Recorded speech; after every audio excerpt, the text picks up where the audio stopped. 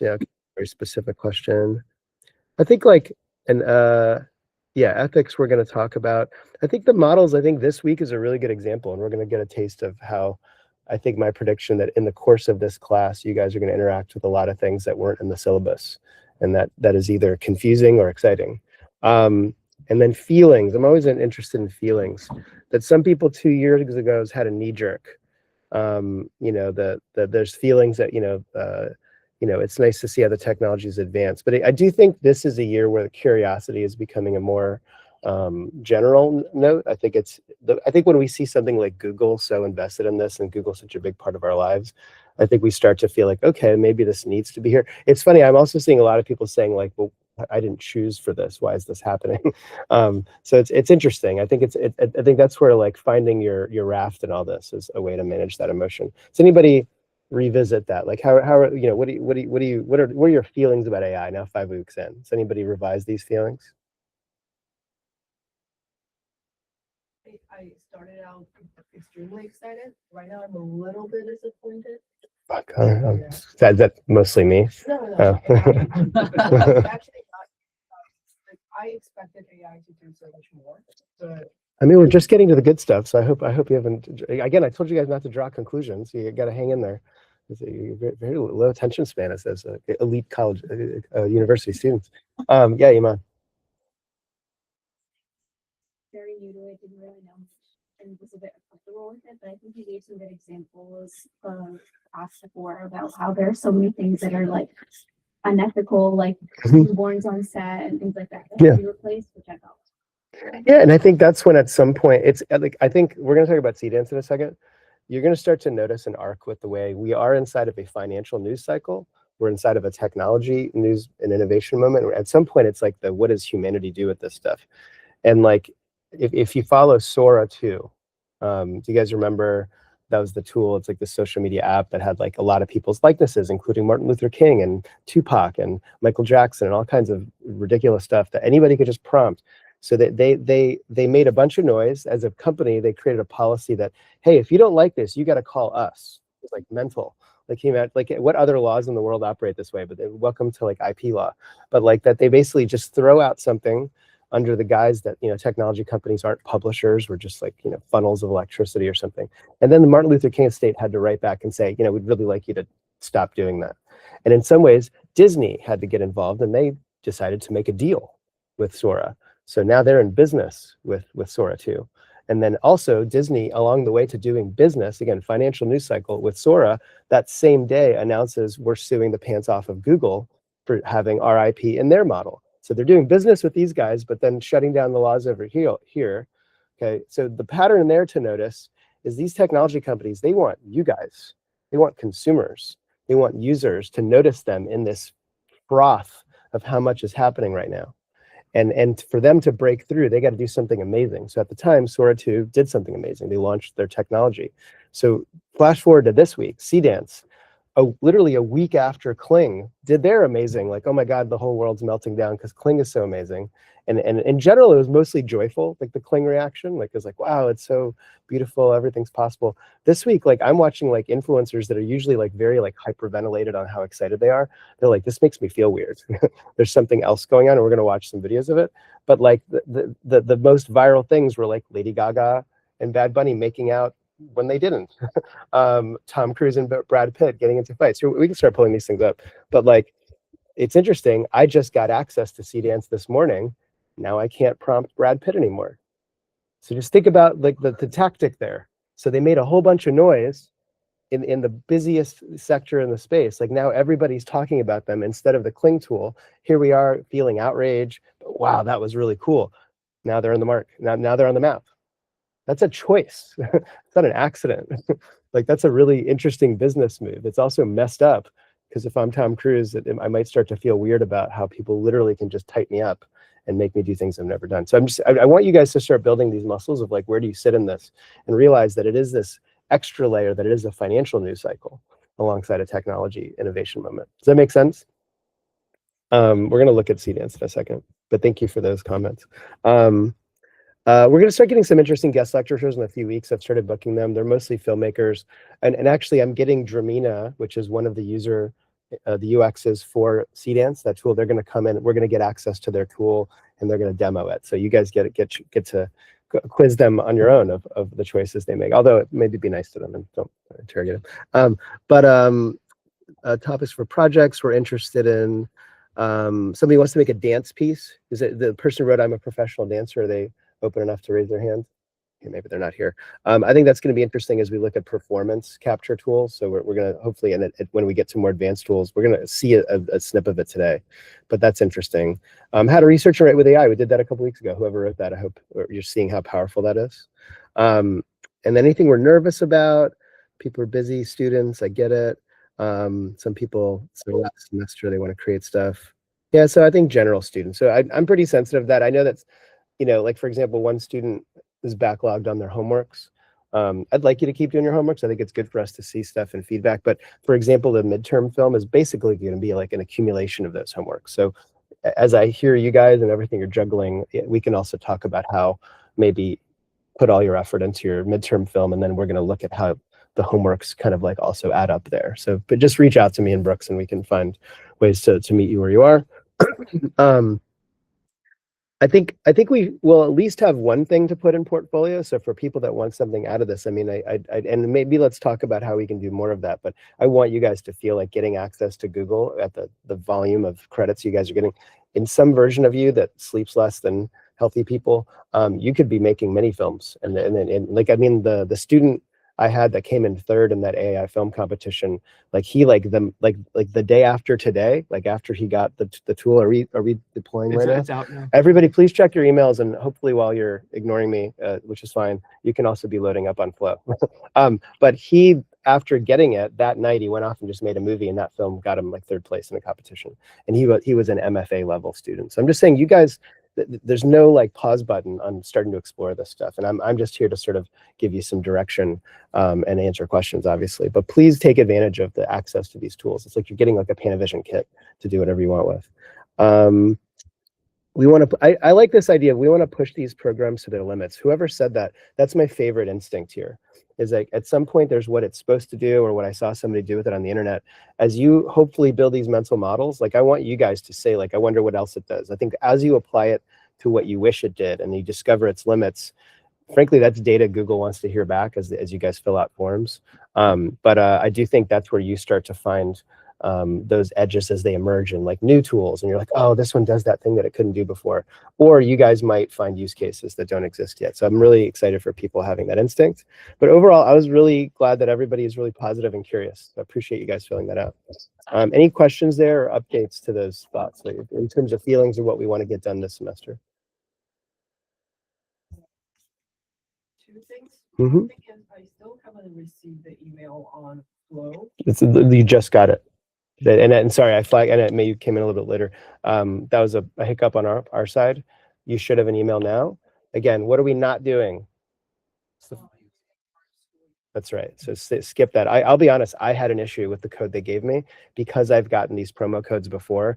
Like my Gmail account is cursed, so they still charge me $250. So there's all these like annoying glitches. Like just try to follow the directions and you'll skip the nonsense I'm dealing with. Code should be in, if you're registered for the class, which you are, it's in your email inbox right now. And then does that have the 11 Labs one too?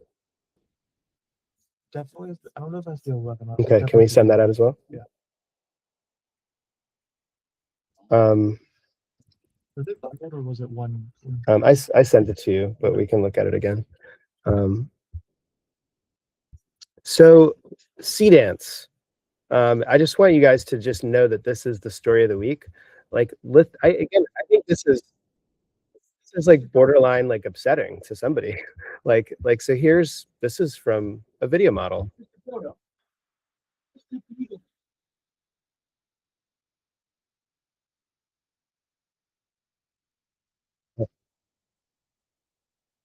Has anybody seen that movie? Like that doesn't happen. There's 9 hours of movies that happens between. We need to get to, like, they just said, how about we just cut to the end because we'll take the, so that's crazy. This is weird to look at.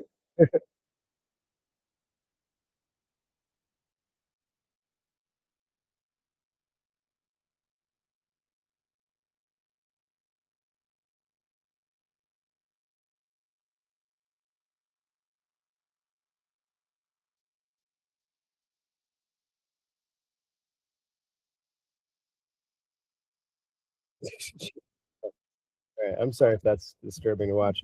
But I mean, you know, this is what's interesting is that it is only now being deployed. There's all these like region issues. Like I have a separate like Chinese email that they sent me to be able to access it. So this is even just people that hacked into it and have been using like fake Chinese phone numbers to make stuff. And so this isn't even widely adopted in terms of how much it's already flooding the internet, and everybody like Hollywood Reporter articles are reacting to this stuff.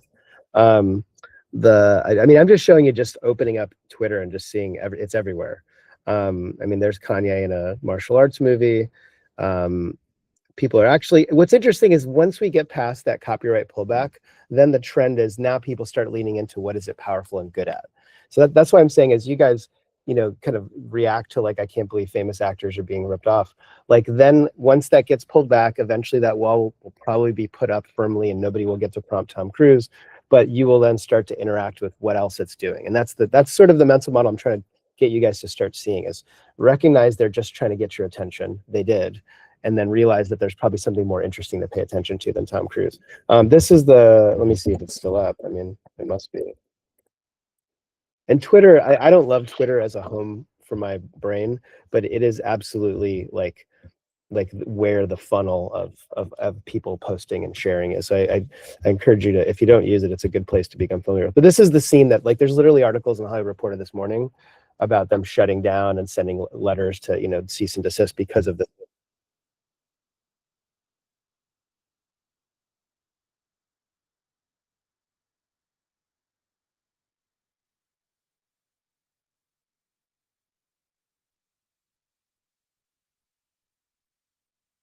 You know, it's all upsetting. I mean, I don't know why Jeffrey Epstein's a joke either, but you can start to see why everybody's talking about this.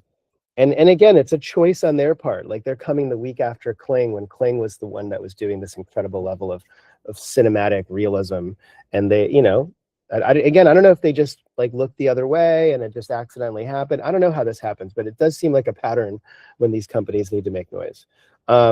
So that's Seedance, and that's kind of I just want you guys to have context as you guys are at the bleeding edge of this. Any questions about Seedance? Like anybody have their own observations? What do you think, Leon? It's 2.0 official release because I see it. No, again, I'll show you what I have access to. So because I'm like, and actually I'm trying to get them in the class and I know them, like I get this, you know, I'm in their creator program, you know, and so I get this email this morning. Actually, that's not the one. Where is it? Confirm it. So I get this. Meanwhile, I got this first last night after like, hey, you're in. It's so awesome. Congrats. And then I go through all the directions and then my Dreamina still doesn't have 2.0. And then I'm like, hey, can I get the thing you said that I had? And then I get this email and you can see, I'm guessing .cc is a Chinese email. I'm not sure, but they're giving me a different way to log in because I can't go in through my American Gmail login. So I'm just saying, you're just showing even they're trying to like follow through on them giving it to creators, but they have to find extra ways. So now when I go here, so Dreamina, so ByteDance is an interesting company, right? Have we heard of ByteDance? Everybody know who that is? TikTok, a big giant company. I'm very confused by how that it all makes sense, but there's CapCut. You guys used CapCut? You know, it's basically Premiere for everybody, like Resolve. That is a setting where things like Seedance are flowing to. We're doing an event with them, and they have like more like social video stuff. I don't know. I don't totally get the way this company works. Then there's also TikTok, which now is like different owners, and then there's Dreamina, which we've interacted with a few times. They in my opinion, I think as we just take a look at this, we're going to spend more time with them when they come in and visit. But you know, this is their UX. So in lieu of Flow, which you guys just got, like this is their like access our tool look. And you can just see how everybody's trying to create a different setting for users, right? So in here, to answer your question, Leon, when I go to video, when I select the video model, I get it here. But that's in this UX. There's people that are accessing this somehow through CapCut Chinese phone number accounts. So it's all kind of like, it just shows you how like crazy the space is. But and I actually haven't got any. I was actually testing copywritten material. Like I'm working with a filmmaker who he and his lawyer say it's okay because they're doing a parody, but they're doing like celebrities and they're like woo-woo lifestyles, like they're all like spiritual and doing ayahuasca and stuff. So I've just been I've been teaching him, like I'm teaching here, and so his thing is he wants to do like Meghan Markle becoming like a tree hugger. So I tried that prompt and it didn't work. Like Meghan Markle wouldn't. I even had an image of her and it wouldn't work. So I think I'm now on the other side of it, starting to say things like, "Oh, that image is copywritten. You can't use it." So I still haven't gotten a good result. I was hoping to get something for you guys. Any other questions about CDance? So you won't have access to it. So don't get excited about Flow, which is in your emails right now. Has anybody had trouble logging in yet? Are we in Flow yet? Yeah. Okay. So we're going to do a tour of Flow. Don't worry. And if anything, that's the only thing I want us to get out of today. 11 Labs is out. Okay. And sorry, thank you. So and that's the 4 month of 11 Labs promo code for that as we have that available to us. Thank you, Brooks. All right. So we'll go back. Did you guys read that Faith A. Lee essay that I sent over? What did you think of that, Leon or Samuel or whoever wants to talk about it? So I Yeah. think it kind of like relates to my experience in this assignment because we're doing local Yep. consistent characters. Mhm. I think one thing is that it's very hard to lecture the model to understand the physical space and the rules of it. It's like there's a training process to it. Mhm. Like when I'm doing the text to image, I can do a lot of restraints with LoRa, with my assets, with everything. But once I bring the image to video, those rules go out the window. I have to retrain, and still, it's not really understanding that. So it also kind of goes to my CDAN question. It's like it's cool when you can do things with existing films, existing celebrities. But what if I want to create a new world with new characters? Well, and that's what we were spending more time last week, and that's the current flow minus these tools that are now just taking it off a prompt. So you're watching this accordion right now. We're absolutely in the stage of this coming to life. Like this time last year, we were still in a very like prompt engineer your way through something remotely accessible. Like even at this point last year, Google VO3 hadn't come out yet. So you're seeing the bleeding edge. Like you're here, and you're seeing tools like CDance that are just like thrusting you into like, what if you just made a movie with a prompt? Which, again, we should keep talking. I don't know how exciting that is. Like it's interesting. I think I'm more interested in what is that technology capable of something that I want to be in control of. That's just my instinct as a filmmaker. But maybe you guys love just like mass pumping slop on the internet and just saying, look, I have an entire world that I built in an hour. Again, these are all the things we get to interact with. But on that end of the spectrum, that is clearly a model that understands geometry and physics. You know, its ability to know what happens when Tom Cruise hits Brad Pitt's face, that is physics at play.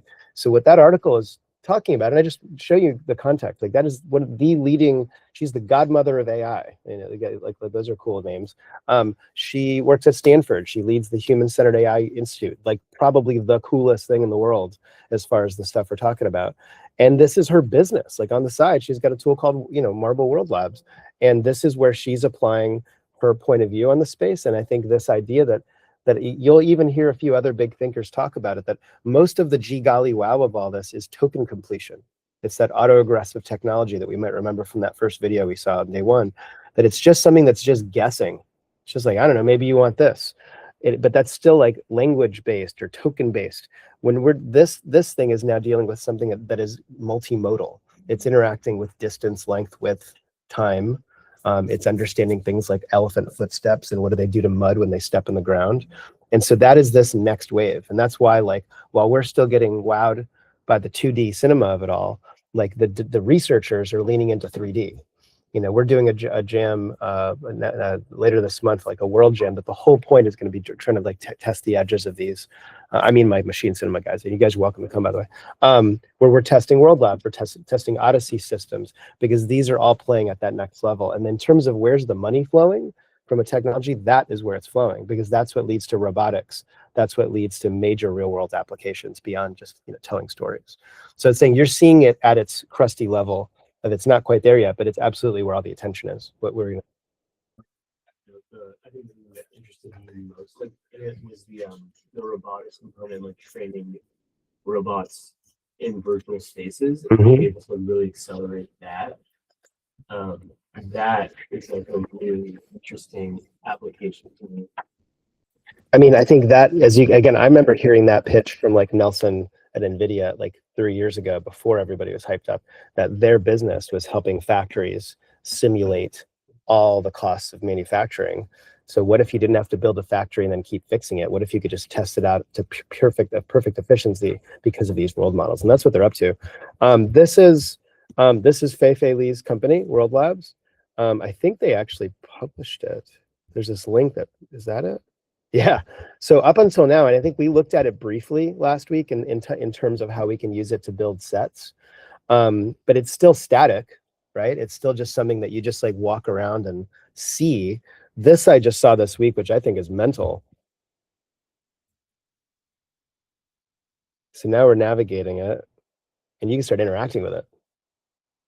So they're starting to show how this, and if you look at the post, you're starting to see how these things are getting hacked together, Leon. Like what am I supposed to do with this technology? What's it for? Okay, well, they took World Labs, and I'm not even a big techie coder person, but they're using Spark.js, a 3GS rendering pipeline. 3GS, what is 3GS? Are we starting to learn these words? What's 3DGS?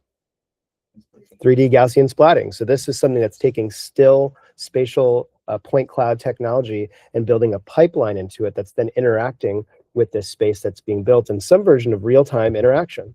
And that's this 3GS. I mean, that's a rough name for a company, Rapier, but they chose it, and I'm sorry about that. But that you're seeing that they're hacking together, the kit bashing. They're throwing together these different technologies to then create an output. So we're at that stage, and that's why anybody that's super prone to coding, and like you are in a power position of instincts here, that you might be seeing edges that your fellow classmates might be very interested in. As you guys think about working together, I'd love a team in this class to come up with something that's never been done before.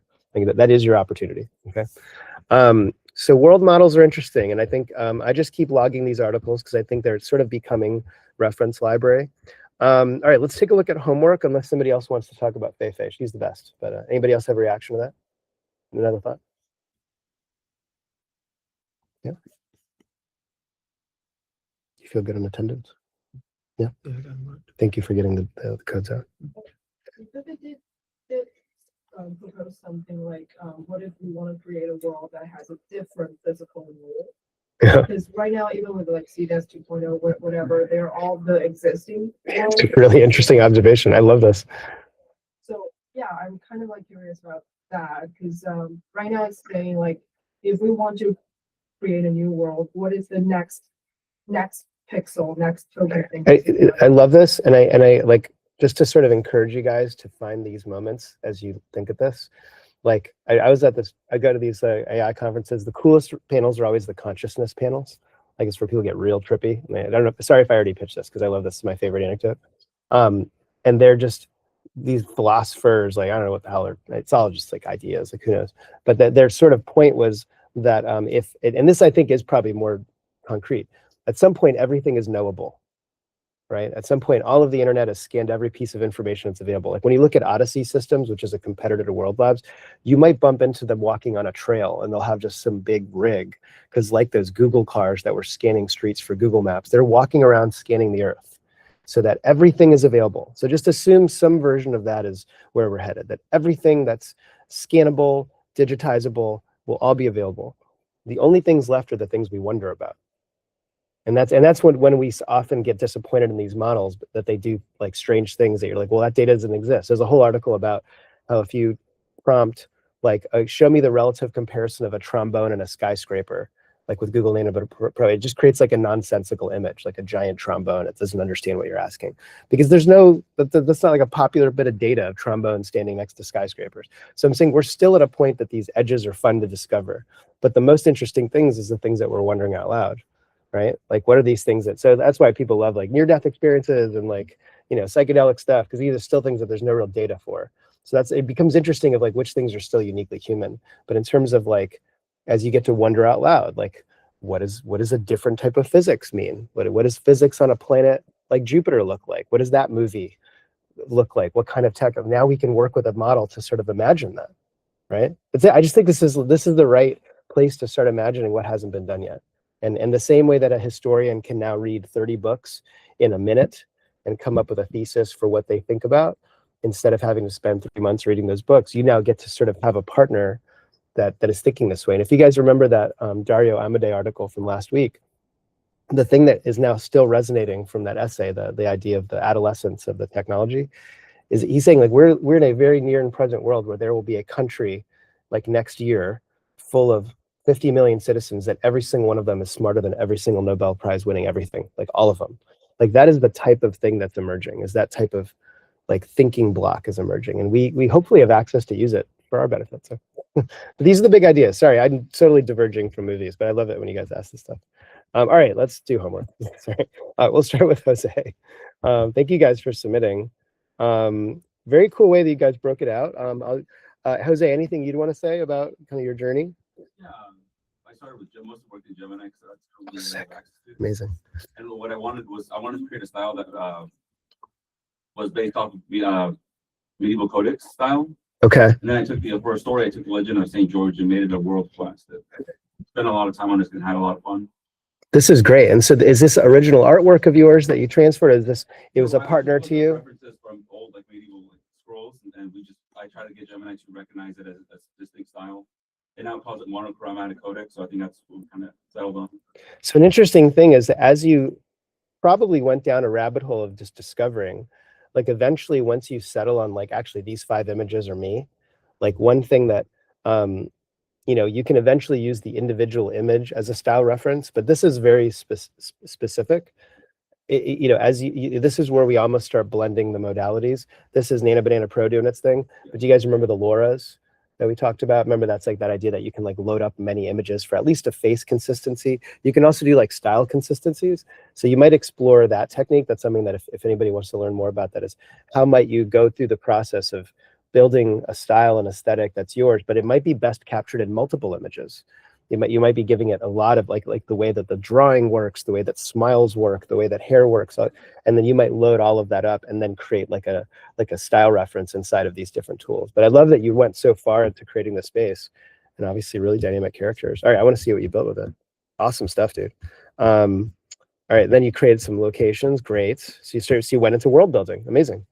And what was your journey for this? Are these ideas you already had? Did you discover this along the way? This is what I discovered along the way. You know, I started in North Africa and he moves all across the world to Mesoamerica, just solving problems and recruiting allies. And I mean, what's that like for you? Is that a normal creative process for you? Was this interesting? Had you done this before? Or? Well, yeah, you know, when I was younger, I did do some tabletop and world building by myself, but this is kind of akin to that, just having a bound board now. But did it feel like it's moving faster and I get to change my mind? I'm just curious, like. Yeah, it just kind of speeds up my creative process, just creating and finding and changing on the. Like, did you find that you got to change your minds more? Like, Yeah, I mean, that to me is the big one. It's like, I get to change my mind more. I love it. Great work, dude. And so these renders, these are sort of like where you landed. Yeah. These are kind of like your final images.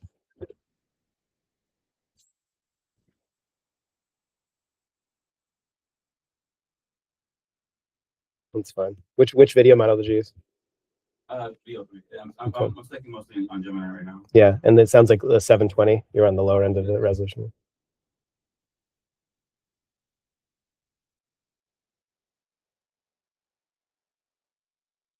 Yeah, you can sort of see that. Like, I was watching a video last night. I think as much as you're like, why didn't it get it right the first time?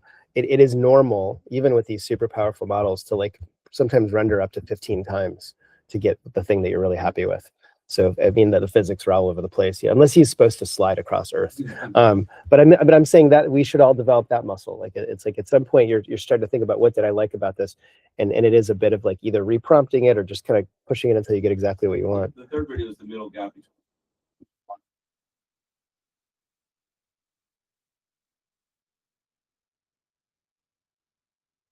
That's cool. That one's a little bit tighter. What do you guys think so far? Anybody reacting to this, or any comments from your peers? What do you think, Colton? Yeah. I think it's cool. I can even allow the world is like it's staying consistent.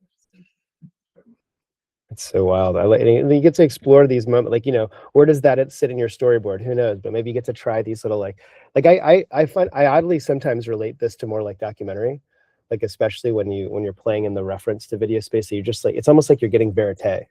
Like you're just like, I don't know, you're just getting footage and then you get to play with it and like explore it. But look, you get a lot of fun. Is this like, Is this a direction you're headed for your film? Like Uh, this style or this aesthetic or? This is just fun exploring and playing right now. Cool. Very cool. Very distinct style. Love it. Good work, man. Exciting to see your guys' creativity. You guys are very impressive film students. All right, let's do Samuel. You're next in the randomly ordered system here. We got storyboards. What was your inspiration? What were you going for? I had this idea of like a kids show, like a Miss Rachel kind of thing. Smart. Where she's kind of like teaching about AI and like tech literacy instead. So yeah, I gave her like a little lesson called Robo, and I'd only been using the Google product, so I decided to use Cling this time. Okay. Very cool. And is that like a space you had a photograph of, or did you just prompt some kind of like? I used Midjourney actually to kind of get this style and I wanted it to feel very like comfortable. I don't know. And by the way, for people that are using Midjourney, are you glad that you're getting the taste? I mean, again, somebody could say that's money I don't want to spend. I personally really think it's that extra level of me getting to really build something unique. But that's my vibe. What do you guys think? Yeah, I agree. I think that I need to get in there more and like do the personalize and those the thing that you basically Or at least just grab the style references from people that already did this, you know. But again, I still think especially I personally see C Dance and Cling. I think it's actually starting to get very samey. Like it's astounding, but it's also like, oh, that's just like a regular movie. Like, what's so special about this? Like, and I get it, it's cheaper, but why is that? Like, I think somebody in the marketplace at some points reacts that way. When I look at Midjourney, I still feel like I'm looking at something that I'm really like imagining and creating, and that's just me. But I think it depends on what you guys want out of it. But this is by the way, good business instincts. I think there's a lot of people, for better or for worse, going after kids.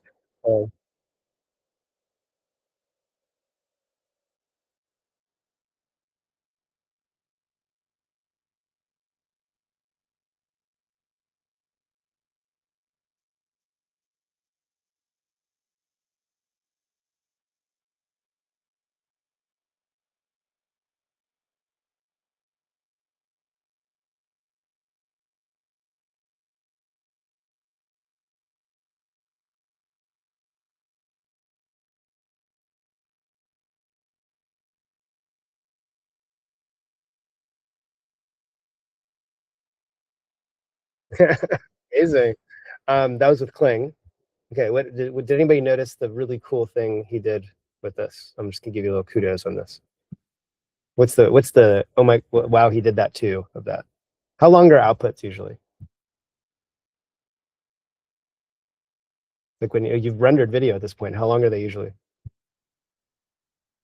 No, they're like 8 to 10 seconds usually. No, that's the time to do it. I mean the length of the running time of the video. Okay, so you did a oneer. You did a little 1917 Sam Mendes action. How did you do it? I just did beginning and end. That's right.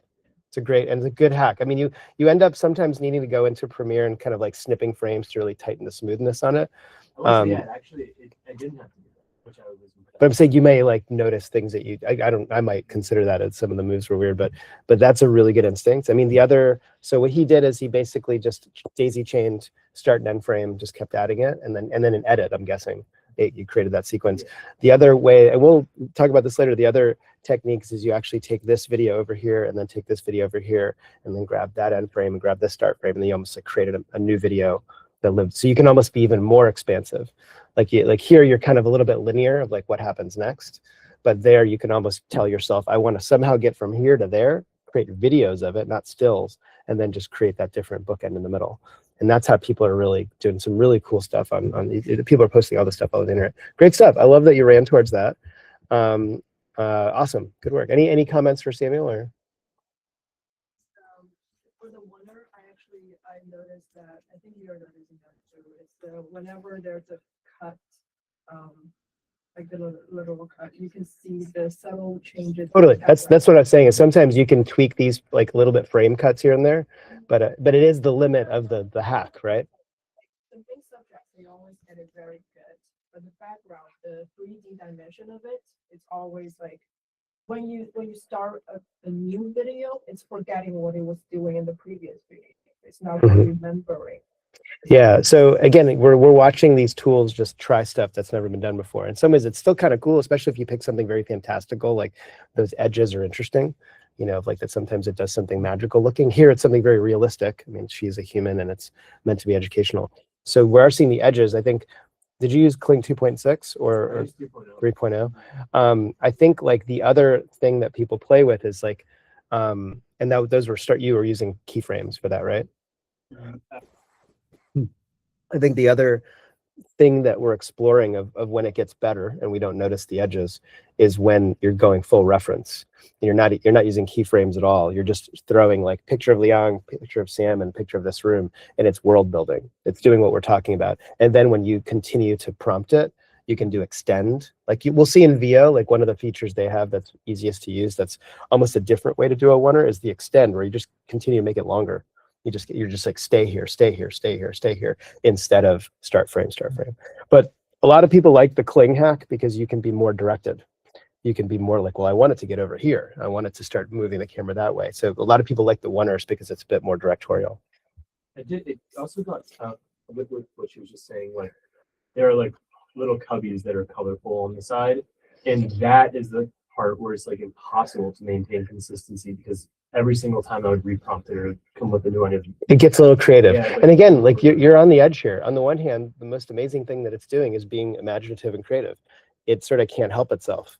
It doesn't really know world labs and physics yet. Like that's why what I'm saying is you're on the edge of this stuff being much more consistent. And then I look at CDance, I'm like, then when we get there, is it kind of like, okay, I guess it's doing what cameras do. Like, all right, I guess that's exciting. I don't know. I have very mixed emotions on this stuff. On the one hand, you're seeing technological capabilities. What's more interesting is what do you want it to do? And I love that you created that robot's not really there. That actress isn't there either. And you gave us a taste of what like a good pitch to a sort of a web series about education could be look like. And then that was probably what, over the weekend. Like you could spend a little bit longer on that and go pitch that to a brand, So I think start to think about where this stuff has other utilities, right? Stephen Q, and I'm sorry, that's you. Sorry, okay, I just two Stevens. Let's. What did you journey here? What do we got? It's kind of like a mix of like Blade Runner and the Nice. futuristic world.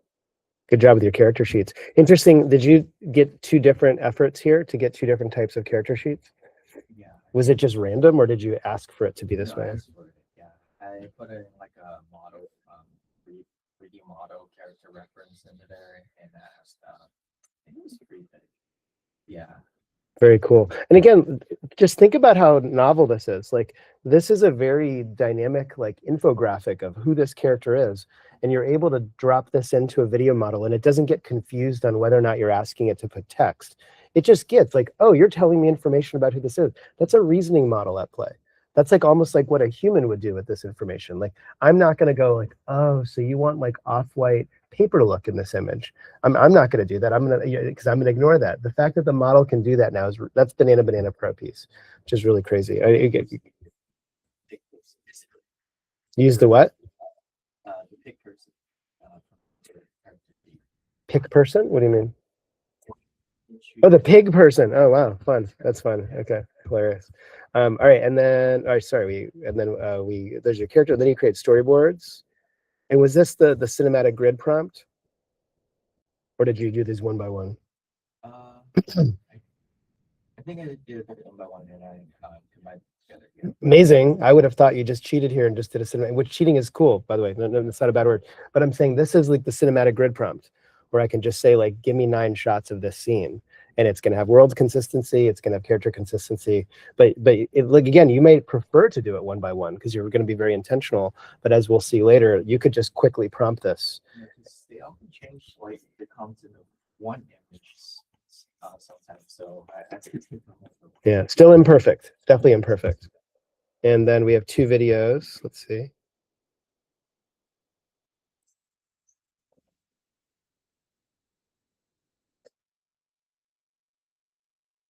Beautiful, dude. I'm very curious, where in the data set did it say that technology is always light blue? Like all of these videos, every time they do like some holographic thing, it's always light blue. And I'm just curious, what is does anybody, is there a movie that I'm forgetting that's how they did it? It's always this look. Very cool. So cool. That's awesome, man. Oh, I'm declining a phone call. I should just turn off what's happening. Whatever. All right, great work. We're gonna keep going because I mean, how do you feel? Should we keep doing everybody, or should we move from your? Maybe just ask for one more like Yeah. volunteer. Does anybody really want to make sure we get to them? I'm now realizing we probably should get to class, but great work. We'll get back, Brooks. But anybody want to make sure we look at theirs? Colton or Iman, who are here. Anish, I got questions, so maybe. you want to look at yours? Right? Yes. I thought this was really clever. I looked at this last night. Really, it's really creative. I liked what you built. What was your inspiration for these characters? I actually came up with a story. Great. And I kind of want to like reimagine a real world with physics and layouts. Mhm. But, I brought them into Mid-Journey to give them a new look. And did you use the Omni reference? Yeah, they are kind of like Omni reference for everything. And also, but when it gets to video, there are problems. Yeah, which video model did you use? It's interesting. I thought it was interesting that it's so static. Like I would have thought that it would have like defaulted to some kind of float. Yeah. I would just keep reprompting it and give it like eventually what we'll learn today that you can just have like the LLM write a prompt for you and you can just describe what you're going for. But that it When it gets more lengthy, it gets more errors. again, you're going to find your voice in this stuff. I mean, there's a little bit of like whatever works for you. There's no like exact way to do it. And then you'll see where there's a zillion prompting techniques. But what was your question about this?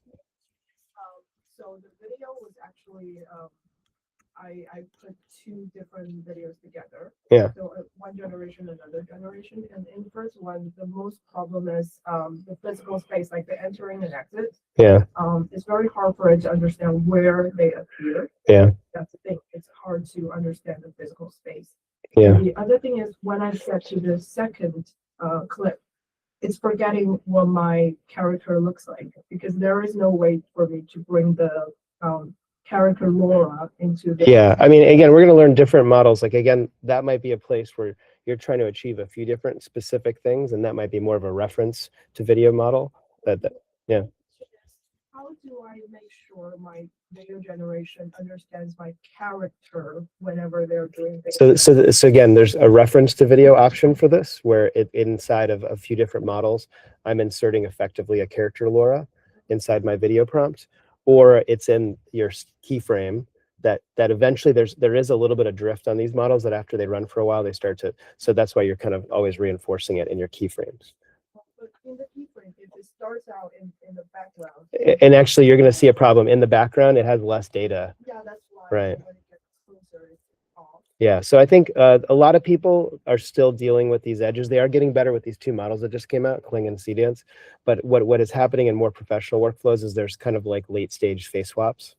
So it's almost like then you're just like taking the best thing you can get, which is like, all right, I got my scene, I got my camera movement, the production design looks good, my world is built well, but it keeps screwing up with the morph of the face.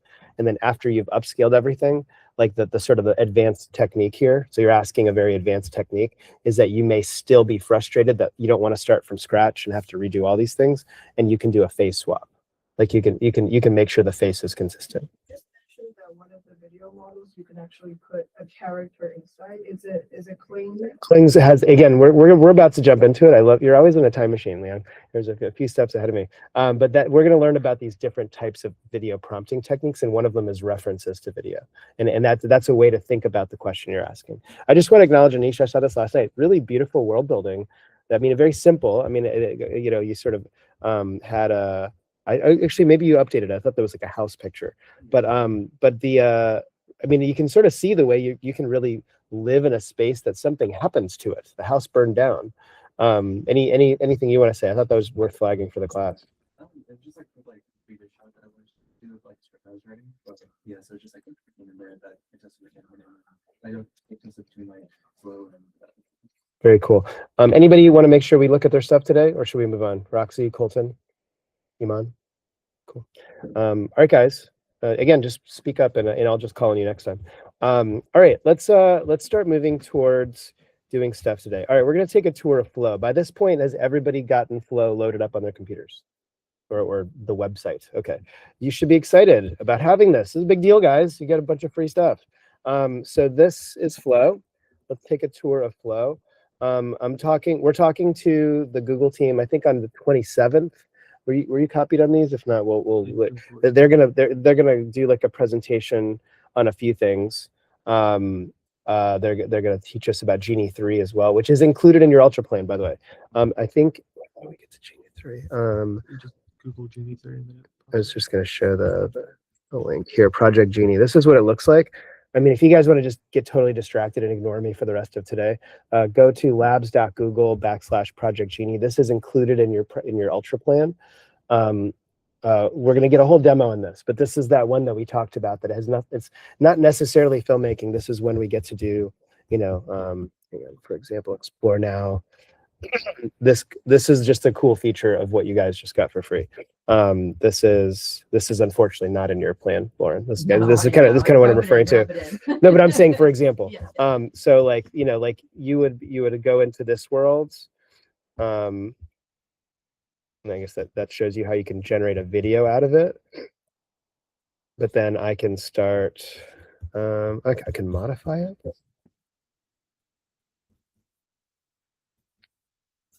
Those ones that I could just explore. Point is, you can eventually create your own. You can bring in that Midjourney image you created. You can, start throwing image references. And what's interesting about it is it's very gated, because you can imagine the compute this requires, that it is not nothing. So they kind of give you access to your world. What you just did with your arrow keys then becomes a video that you can download, and then poof, it disappears. So if you guys do pursue this, you may get frustrated by that at some point. But anyway, I don't want to get lost here, but by the way, it is extremely cool. And like, I'd say this is like, to me, the biggest FOMO I had end of last year is to get access to this. So I would encourage you guys to lose a lot of sleep playing with this, because it's very, very bleeding edge. Sorry sleep's very important. I also acknowledge that you should have healthy sleep habits, but I just say that to be funny, that this is an amazing thing to have access to. And maybe discover what it's for. I mean, I'd say the biggest criticism is, what am I supposed to do with this thing? But again, spaghetti that in your head. What does this mean is possible? What does this mean people will use this for? That's where we start having fun here. So let's take a look at what it means to have access to Google Flow. We're just going to take a tour of this. You're going to go to New Project. If some people have already experienced this, hopefully this isn't repetitive. But in general, it's a very clean interface. I'll give them that. Like, I mean, try to realize what they're doing. They're basically competing with Adobe in terms of trying to create a place where they want you to, they're competing with CapCut. They're like, just go over here. They're competing with FreePic by saying this is the place to just do everything you need to do. I think it's a very elegant design, to their credit. There's going to be a few different key modalities. You see this pull down menu here, guys? Okay, so after you've started to build muscle memory on FreePic, throw that away for a second, because this is another way to do stuff. There's text to video, which we're going to learn about. Frames to video, which is basically that start and end frame thing that we probably started to get used to. That's what these two buttons are, right? There is what they call ingredients to video. And this is in Kling, they refer to ingredients as elements. In the broader category of this type of technology, we can call this references. So we're going to spend time with each of these, but I'm just giving you a quick understanding of the dashboard. These are 3 key choices you're going to make. You'll also notice, and this was a new thing once Nano Banana Pro became a thing, you can use this as your image generating tool. So at first, Flow was only video, but once Nano Banana Pro, the other part of the building that was doing amazing stuff in Google Land, they're like, how about we get you guys to hang out together? So now up here, you can see that when I go through my pre-made videos, there's images and videos. I can choose image mode. And then this is just Nano Banana Pro. This, like you can see, it shows up here as the model. And you have, some basic choices. Wait, why isn't it giving me? Is it because I haven't uploaded anything? So let's say I'm going to get my 80s rocker. Oh yeah, that's where it comes. So then these are the choices you get to make. So again, I'm in image mode right now. So for all the world building stuff that we did last week, if you guys want to try out what it's like inside of Flow, this is the way you would do it. I do think FreePic is almost more of a Photoshop-like experience in terms of how many other knobs there are, the whole idea of style consistency. Here you almost have to speak Nano Banana Pro in its purest native form. In FreePic, they're showing you that like we're taking the electricity and we're throwing other bells and whistles on it, like some of the things like that camera change tool, things like that. So, but the nice thing about this is that you're doing this in flow of video. So like you can be in the middle of making a video, and you're like, wait a second, I'm missing a shot. You can just stay here and generate, and then those become assets that live in your image library and your video library. So you'll start to get a handle on this. But and then there's some tutorial videos that we're sharing. But you know, like normal, and they only have 2 aspect ratios. Again, as you saw in FreePic, there's a much broader range of this stuff. And by the way, with Google Ultra, you guys get Gemini. So don't forget that Google Ultra is like the full plan. Like this is the filmmaker's plan. So we'll go back and make sure you guys are probably starting to drift towards Gemini instead of ChatGPT, where it becomes even more flowy, where it's all just in the conversation, the chat. But here's where you come back to do more sophisticated video generation. You know, so we're doing images. We can do up to 4 outputs, which is different. You guys might remember in FreePic, it annoyingly only lets you do like 1 at a time. Here you can do up to 4. And then for whatever reason, they let you choose older video models, or image models. I don't know why you would do that. But that's what's going on here. And again, these become your references, these little thing pods, right? And in theory, you can do up to 14 of them. Okay. And you'll start to hit edges there and like start to see like you'll get frustrated and need to do it 15 times to get the exact image. At the end of last year, actually, this might be in FreePic. Let me see. Is it in my library? These are old images. It might be my like we did a thing with CapCut where we did this like music video of like all these weird characters dancing on the moon at like on New Year's Eve, and we created 10 characters. So I had to have 10 characters be consistent in a shot, and that's the capability of Nano Banana Pro. Let me see if I can find it. You guys can see it. It's pretty clever.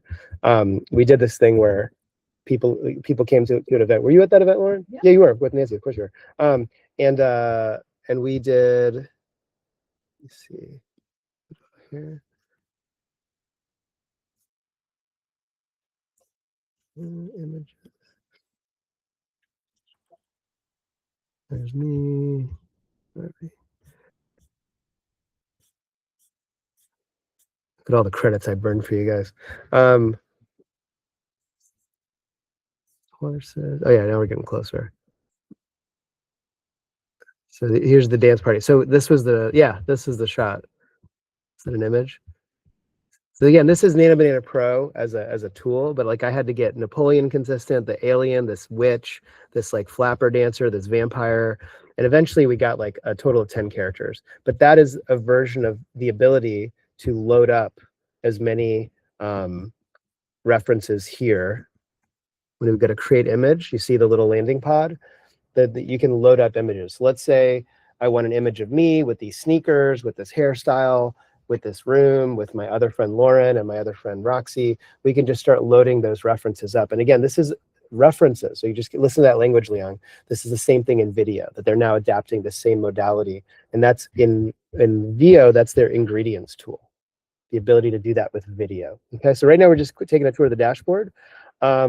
And the other thing and it is that simple. That's pretty much it. You'll see that as you start to build a library, this button here, you guys see this?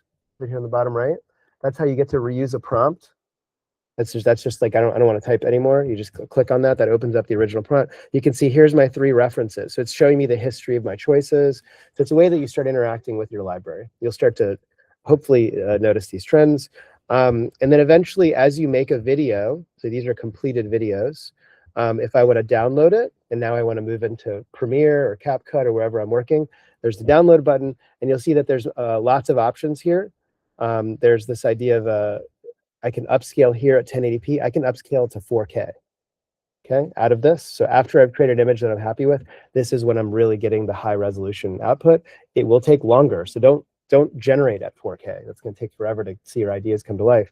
But eventually, as you find something you like, you can upscale at 4K. There is an argument to sort of still using a fully upscaled image as your keyframe. So again, we're going to talk about post-production in a couple of weeks, but I'm just starting to point to the way this tool is already set up for you to be at full resolution, right? So the other thing you can do is here's a completed video. I can hit the edit, the little pencil, and then that opens up this. And now I can start manipulating, in this case, video. By hitting that, I can insert something. I can, add a blimp in the background on the right. So now in video editing. So this feature is video, not photo. So it's almost like a Nana Banana mindset for video, which is the big thing Kling is excited about. And they might even be doing it a little bit better. But you can see that they're all kind of chasing the same thing. This is a world model in action. They have some sense of what is the physics and geometry of a moon, although they're probably not getting the bounce and the walk. But I can prompt this, and now it's going to add a blimp in the background. I can keep going. I can go back to this. I go to my edit feature. I can remove things, take Napoleon out and replace with a banana, right?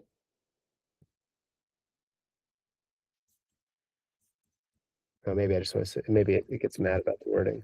Remove Napoleon. That's interesting. What does that want me to do? Oh, maybe it's because there's another one going at the same time. Remove Napoleon. Yeah, that might be it. So it's selecting it. Yep. So now you can select things to remove. So it probably doesn't even need me to say Napoleon. Let's see if I just select it, right? So now it's going to do that. Let's see. Is this the add the blimp? No, we haven't gotten that yet. Failed generation. It doesn't like blimps for some reason. And you'll see that. You're going to get frustrated that sometimes it doesn't give you exactly what you want and you will lose time. But I'm showing you what they're at least giving you access to think about. You can change camera position. You can change camera motion. So again, this is, that Nana Banana mindset that I can say, give me an aerial shot of this. Give me a low worm's eye view shot of this stuff. And I can say, give me an orbiting shot. So and you can see when you hit camera motion, it opens up. So again, this is for a completed video. This is after I've already made one. This is how I get to continue to edit that video. You can also prompt these things at the inception, but I'm showing you how the tool has created this full space for you to continue to modify what you want. So I can say orbit left. And let's see if that does better. This is still prompting. So that's the editing feature. And again, you can do the same thing with images. So when I go to my files here, is that an image or a video? Okay, so these are images, right? Similarly, I can select this and I can start editing the image. So again, we're in Nana Banana Pro mindset here. So I'm showing you how we're kind of merging some of the things we were learning last week now into one tool. And you're going to kind of need to play with it to find it, but just going to flow with your instincts of like, man, I wish I could change this. See what happens if just by clicking on it, it opens up a user interface. It's fun. So here you can do all the things you're used to doing inside of Nana Banana Pro by editing it. They've given you this user interface here up on the top. See that? That means I can, why is it not showing me the image? Maybe let's try to create something from scratch. All right, let's start. Do something new.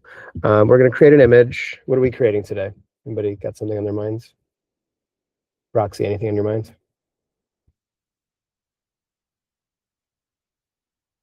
Yeah, I'm going to get my good ones. Monkeys sitting in a hot tub of chocolate. It is, in fact, an extreme close-up of a chocolate chip cookie. I want to put a specific method, like after the first, or is it okay for me to now? You can try it, but that's why I introduced Midjourney to you, is I think you're going to have more luck creating a Midjourney aesthetic as you bring it into Nana Banana Pro. That's kind of what we were learning about last week. All right, so this is just an image. Let's see how well it does bringing to life my hot tub chocolate chip cookie.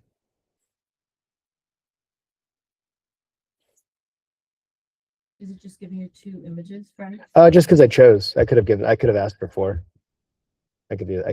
That's just a settings. Okay, here we go. We have monkeys inside of a chocolate chip cookie. So now I can prompt it with this tool. I can say, I can, this is kind of, if you have like a pen, you could probably, you know, if you have like a Procreate account, you probably have those like magic wands. Let's try doing it in a funny way.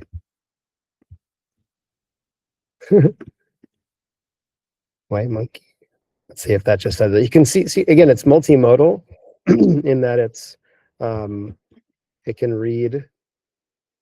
Let's see if it does that. Is it updating this one? Oh, sorry. Oh shoot, all right, that was stupid. We'll go back to this. But I would just play with this in a Photoshop mentality. I don't want to dwell on here too much because we're focusing on video. But this is their attempts at bringing in your ability to edit photos inside of your keyframe for video. So that's what this feature is. But again, just put your Nano Banana Pro hat back on. Anything you would add there, Brooks? Maybe you were playing with it more than me. Not really. Cool. The other thing that's unique to Flow is this thing called Scene Builder. Okay, let me see if I can pull up an older video of mine. Yeah, this is a decent example. So Scene Builder is interesting. So as you generate a video, as you're happy with the video, you're probably used to the idea that then I download it and I bring it into Premiere, right? Like, these are just cameras, right? That's what we've learned so far. What Flow is experimenting with, and this you might think this is a terrible tool, you might think this is an interesting tool. They have this feature called Scene Builder. Okay, so when you saw that on the top left, how I did that. So this does this, and this is where we're going to start thinking about oneers. So this is and we'll see an example of this. You'll see people say like, I made this whole movie with one image. Yeah, that all they did is they just started with one image. So it's this type of utility. So I started off with an image of this robot.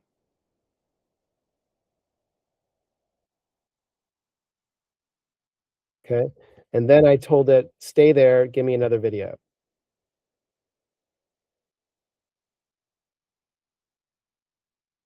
And then I said, stay there, cut to a close-up of the mouse in the hole. And then you see these are new shots each time. I just started with this one image. This entire workflow is me starting there. I'm not telling you this is like high quality cinematography. I'm just showing you the technology. Then I said cut to his hand and have a camera magically show up in his hand, and it figured out what that was. It's got the consistency of the scene of the robot in this felt space. Okay, now we're back, and now he's taking a picture of the mouse. Okay, but I'm just saying now cut to a shot of him being disappointed that he couldn't get a shot of the mouse.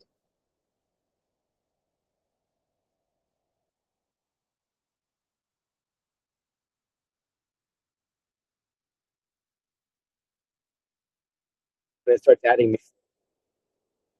But you can see I just kept adding, what about this? What about this? What about this? I just continued the scene, and I'm going to show you how to do that. But I'm showing you that this just started with one image. And then it zooms back out and it reveals that the whole thing is inside of a shoebox. I just kind of yes-anded it. This is like, I think you might remember in week one, there's this idea that I think there's a precision instinct for AI video. There's almost like this verite instinct that I referenced before that's almost like you're finding footage and discovering it. Do you guys know improv? You know the expression yes and? Like, I think this is a new filmmaking instinct to me, and actually gives the Scene Builder tool a lot of credit. This might vibe with you. That's why I'm pointing it out, is you might like this instinct that maybe you spent a lot of time last week world building a shot. Maybe instead of then storyboarding the whole thing, maybe your creative process is, I'm just going to kind of mess with this. I'm just going to kind of see where this goes. I'm just going to flow with this if you keep going back to the name of the tool. But that's the point, is you get to do. So I'll show you how that works. Sorry, Lauren, you had a question? Thank you. So here, like, let's say we wanted to keep going. A few things to notice inside this modality of Scene Builder. One is, you see this plus sign? Okay, you see this, like, and it's a little bit janky. Again, you'll be like, Premiere's a better product in terms of UI because they've spent decades building it, but it's a little bit janky. But this is how you move the timeline across, right? As I move it across, I may eventually stumble across a still, like, oh, I really like that still. Right? So instead of screen grabbing or things that we've kind of hacked our way, I literally hit this plus button and I get to save it as an asset. Okay, so now it lives inside my Flow asset folder. And now it lives right here. Now I can use it as a keyframe. Okay, and now I bring that in, and now that's right here on the bottom. It's gone straight into frames to video mode. And now I can build a shot with that frame. So that's one of the features inside of Flow, is that they're kind of letting you stay in your video. Maybe you don't need to leave this tool at all, just stay right here. The other, and then we can pick a shot to do something with that, as you might. The other modality in here is this plus sign. Okay, you see this plus sign here? Can you guys see that on the far right? Right. So when you click on this, this starts to give you more options. You'll see that there's jump to and extend. Okay, so with this, it's very literally what it's saying, and that's why the extend tool is so cool. So now I can say extend, and you can see that now this is changed to this unique extend feature, and I can say camera zooms out to aerial view or something like that. And then it starts to generate in the scene builder. Okay. Now, one thing that's a little bit janky about this is I hope they've improved this. For some reason, inside of, like here, I can download it, and I think it'll download the whole sequence. So in some ways, they're trying to give you an idea that maybe you just made your whole sequence. I'm pretty sure you guys are going to want more control over that, and you're going to want to edit it properly, especially when it does that weird audio and it's sometimes giving you music, sometimes it's not. So the point is, and let's give this a second, but when you go back to like your main folder, so again, this is like the folder for this project of the robot in the Nile.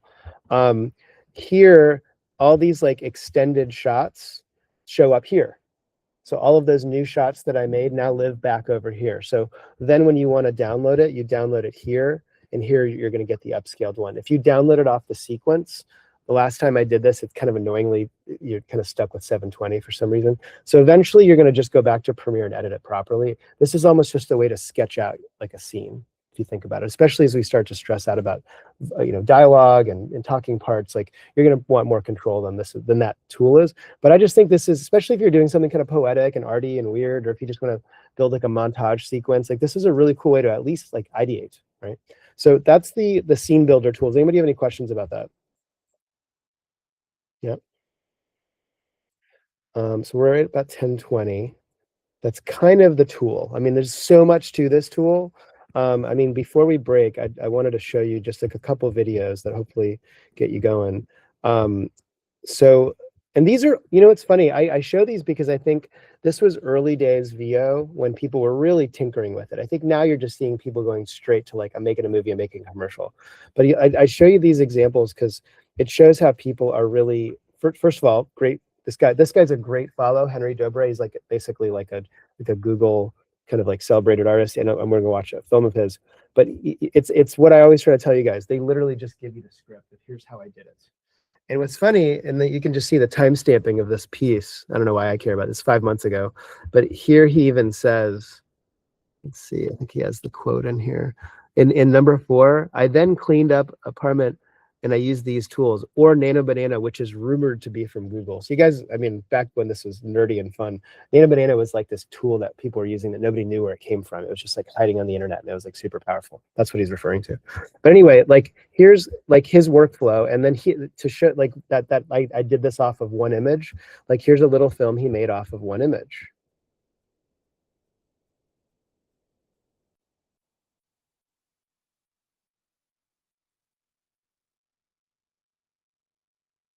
Right? And then look at his the way he walks through it. So he created a first frame like you guys did in Midjourney, and in his case he used this Imagen tool, and then he did this thing called they framed a video to create the first loop. So that he's saying the catch is you can't really get the person to appear. So he had a shot of her in it. So he went to Photoshop, he took her out of it. So his start and end frame was an empty scene and then her in it. And then the video generator had her walk into it. So that's one way to start directing this stuff. It's like, all right, I know what it looks like when I walked into the room. Am I just going to go back and take another shot, or do I just Photoshop it out and just turn that into a start and end frame? And then that creates a motion where somebody walks into a room. This is like a trick that he's referring to. And we're going to look at another example, this jump cut trick, that there's this prompt language of instantly transition cut to.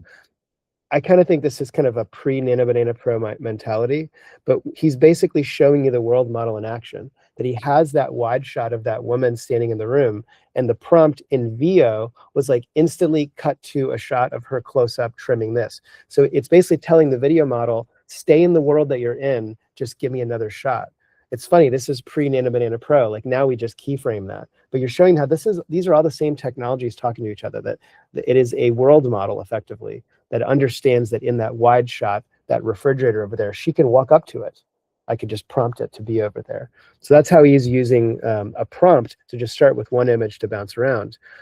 He says, I then needed a cleaned up apartment, back to Photoshop, because the story is that it's a messy room and then she cleaned it up. So in Photoshop, and eventually Nano Banana, he took the same space and cleaned it up, and he was able to create like a time-lapse transition. So, and then the night version, again, same thing in Nano Banana Pro, create the night version, and then you can create the transition. So I'm just showing you the power of this tool. Like with one single image, you can then just keep editing it and then generating off of it. So is that connecting with you guys on how like there's a storyboard mentality of I need to sort of build every single scene, and then there's like this mentality where I can just build off of an existing scene. Does that make sense to you guys? Another kind of more like arty application of some of this stuff. This guy's a great follow. I think if you guys remember the Ancestra film, the woman who like died at birth and stuff. If you guys remember that, like traveling through the umbilical cord shot. So this was like her creative technologist. He's awesome, Martin Nebelong. It was his idea to like, you know, get a chair like this and throw a bunch of garbage on it and put like telephone cords and like move an iPhone through it to create the idea of an umbilical cord. And then they like would style transfer that. So he's a super creative guy. So he, again, this is like early days VO, but I still think it hits. This is a technique that he figured out, that instant jump frame technique. Watch what he did with it.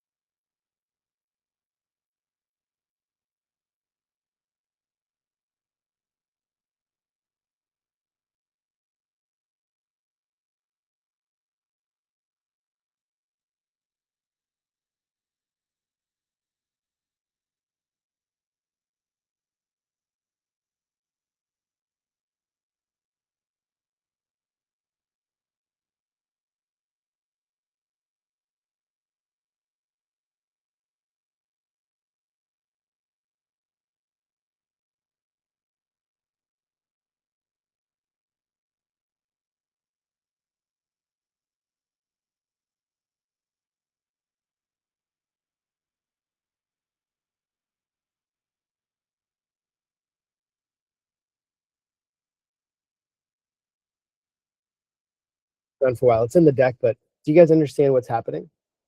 What is it? What does anybody think they know what's happening?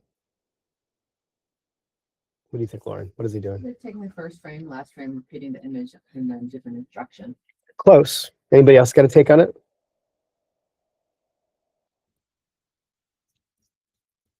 So he's doing a different thing where he basically has that hand drawing. He's obviously making commentary on art and what this is all about. He created a hand drawing, and then he repeated this prompt. Every video generation starts with that start frame, and the prompt is instantly jump cut on frame 1, and then in brackets describe new context. So he just rinsed and repeated that.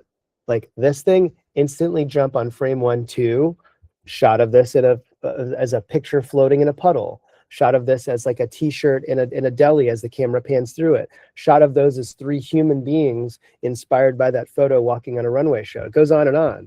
And he just took that.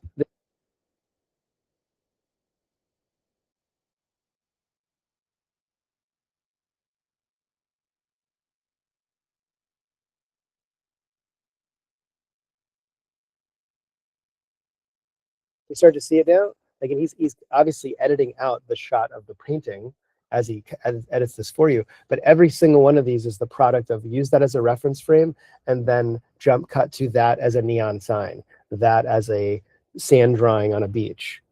So I show this to you because, you know, I don't know how this fits into a narrative, by the way, but this gives you a different way to think about what you can do with this. Like, you're not just trying to recreate that scene that you would have shot with cameras. You might be trying to take us somewhere. Is this a dream sequence? Is this like a way to talk about the Big Bang? I don't know. But I'm just saying, allow yourself to notice that these are new ideas you have with this tool. And it's literally the flow tool that we're looking at. And this is like from like 8 months ago. But I think it was interesting that back then, when it wasn't just so easy, this was pre-narrative. This was dialogue. Remember, like the big breakthrough is that VO3 can do talking parts. So when people were just playing with the visual capabilities, they were working with those parameters. Like, how do I do something interesting with this? And they had the early scratch at having a reasoning model inside of a video model. And I think it just shows you that this is where you guys get to live as well. I almost think it's boring that we're just taking it right back to like making the thing that we made with cameras. Do that anyway because you're saving money on your production. But I think this starts to get really interesting if you guys come up with applications for it. So I think we're right around bathroom break time. Let me just take a look at kind of where I wanted to get to. Let's just watch a little bit of this movie and we'll take a break. So this is that same guy that did that first film of like the I did this all with one frame. He's more of an animation guy. Like he's more of like, so for anybody here that's really excited about not doing realistic photo, which skips the uncanny valley and all that fun stuff. I think this is good inspiration of other stuff you can do with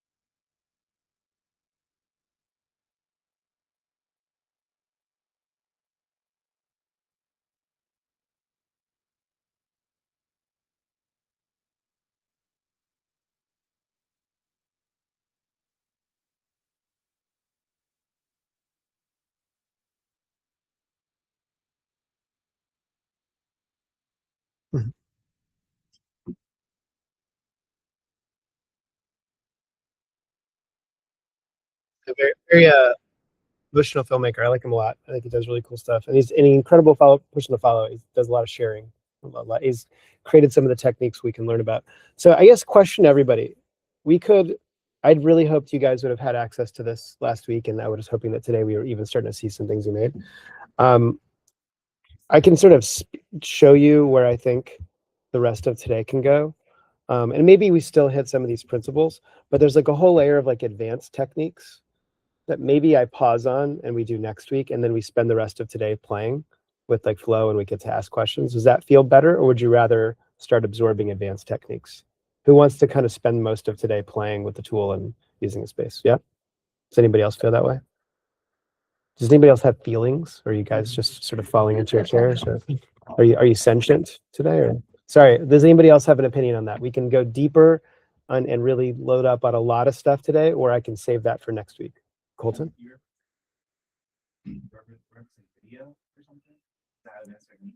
Yeah, I mean, they're advanced prompting techniques. So I'm gonna what I will at least get through is like unpacking what I talked to you, Liang, about, which is sort of these 4 modalities of text to video, image to video, which is revisiting the flow tool, as you can see with the but there's this whole layer of like JSON prompting, annotated prompting.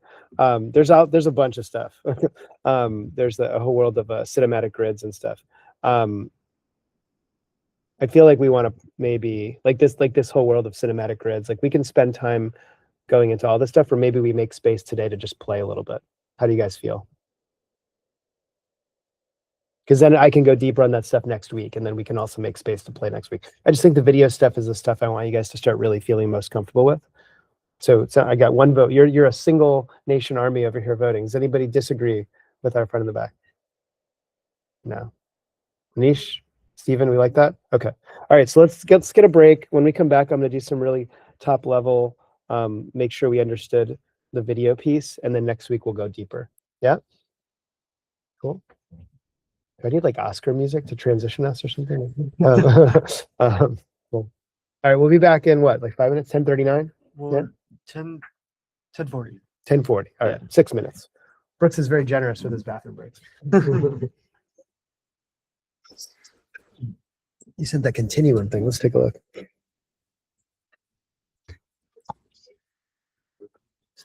This is what he shared yesterday, Lauren. This is what he shared. Continuum.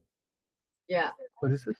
This was like at the faculty AI meeting. Apparently, this was what I missed yesterday. He showed Voyager.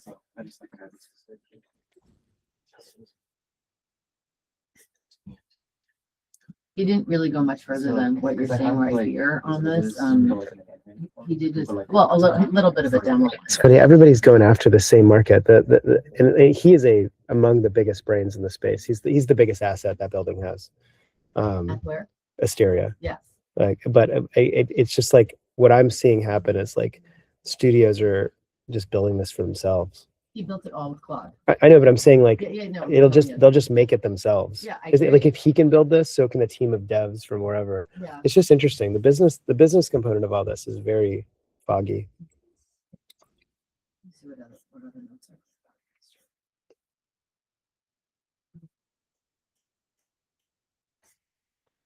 Is this public, or was this like a sneaky thing that he was sharing with you guys? I wanted to share it with somebody, but I don't want to.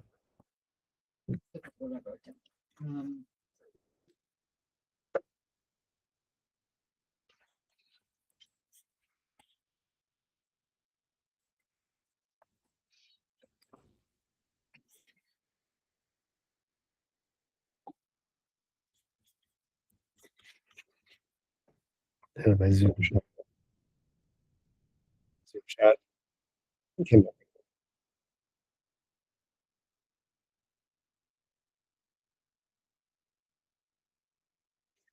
Give me the flow interface. Mhm. Banana banana. I'm like, that's so much better than the Gemini interface. But that's the thing. That's why these are all different ways. Like Gemini is going to be where you're going to ideate and just like mess around. Yeah. But then here's where you get to stay here. And again, it's sort of suboptimal because even still in free pick, you're getting more control and more knobs if you really have changes you're trying to make. But it's not bad to be able to be like, oh wait, I just want to change this shot. I can go into scene builder, add it to scene, right? Let me see. I wonder It's if not continuum. it's not private. Beyond, I got on the waiting list or whatever that is. Got it. Okay. I just didn't know if it's not okay to share it. So then you can then grab that shot and then keep flowing. I mean, that's the name of the tool, right? Right.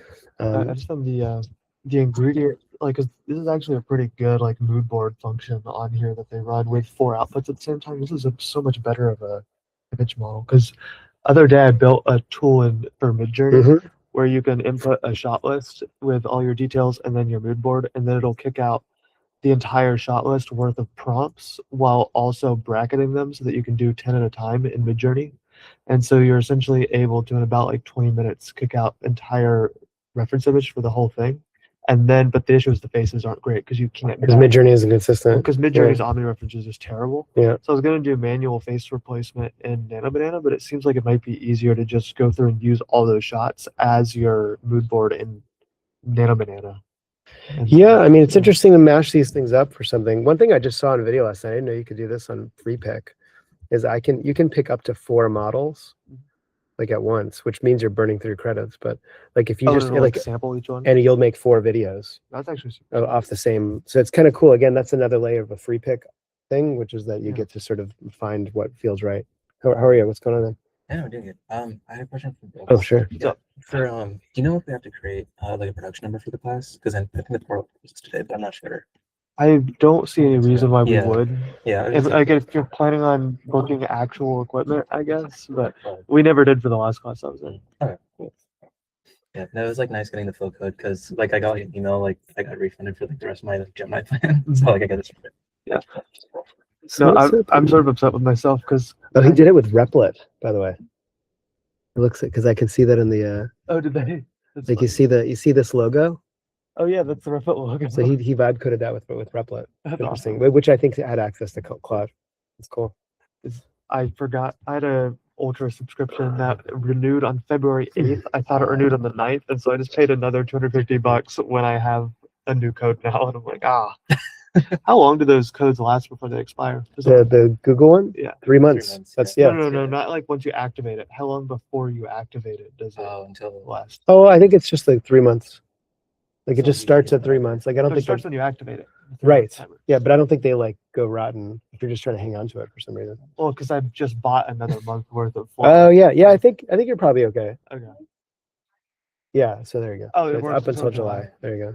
Then you can okay. start it up until July. Great. I Is might that right? activate Yeah. that next month then.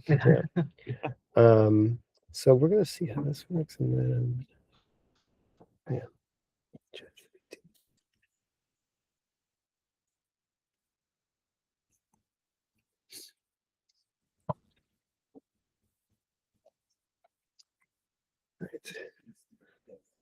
Mm. Have you used the batching process of Midjourney? No. You can use brackets. So like I have it kick out to the spreadsheet. So it's all like 157 prompts that would be in a 10-minute video. Mm. Like based on the shot list that I designed and gave it. Mm-hmm. It can cook it down to this many copy and pastes where you just grab this, then dump it in Midjourney. And it Mm-hmm. copies this. And then what did it kick out? Well, you got to make sure that your Personalization's on. and just already have the big board code. But why is it getting weird on there? It works well on the every time you try to show someone one of these, it never works. All right, so let's I kind of want to just show like how does this all come together a little bit. So the 4 key headspaces for video currently, as we know, everything's evolving.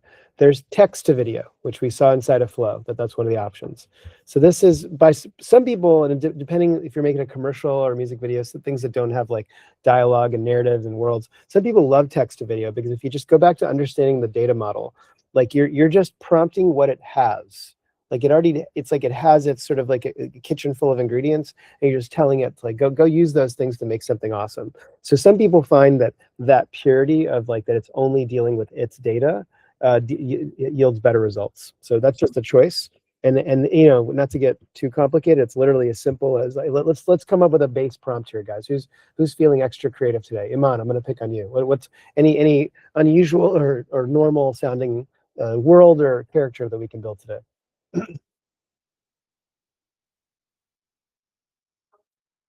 Where are they? What kind of restaurant? Cheese restaurant. Is it in New York City or is it in Paris or? Okay, all right. So we're going Ratatouille vibes. All right, so I'm going to start with using my ability to talk robot, and we're going to see how that goes. So we're in text to video. And actually, this is something I want to make sure you guys, I don't actually think you have to worry about credits in VO in the flow tool that we have. But for what it's worth, if you are just a power user and you're just grinding like hundreds of videos all day or however many, this VO 3.1 fast low priority, my understanding is these are unlimited. There's nobody's keeping tabs on you. I actually think you probably have like 25,000 credits. I think you're probably fine. But in general, and then there's this idea of VO 3.1 quality. You can sort of just run your own tests and just see if it really makes a big difference to you. In principle, it's telling you this is the better one. So sometimes as you've gone down a journey of creating something, if the final prompt, you're at that stage, maybe lean into quality. So I forgot to share that to you. But I knew people that just saw that. I just wanted to make sure you understood the models within Flow. So when I go to the sliders here, and I pull this up, there are options. In principle, this one that says fast, low priority, this is the one that's unlimited on the Ultra plan. Sorry, Lauren. But then this one that says 3.1 quality is probably the one that maybe you'll notice a big difference as you really get used to this tool, that this might be the final generation before you hit print. You may not notice a difference. And then as you can imagine, fast is a little bit faster. I would just go through your own journey of trying these and seeing if it makes a difference for you. But we're going to try to go through a bit of like a journey of making something, and I want to show you the different modalities. So Iman gave us the very cute and lovable film setting of make me a video of two white mice sitting inside a bistro in Paris. The bistro is a cheese-themed bistro, and it's magic hour. So that's just me talking. I didn't spend a lot of time structuring my prompt. I've heard this before. Again, I don't know how rigid these rules are, but this is an interesting one to get in your head. And maybe we learn this. So we'll do it both ways to see if it makes a difference. I'm going to go ahead and you can pick up to 4 outputs. And while we just have these infinitely abundant Google plans, I would just crank as many as you want. If you're very anxious about the environment, then I don't know what to tell you, but I would encourage you to find your balance on, probably get 4 options so you can see. I don't know if you're hurting the environment, but you probably drive a car too.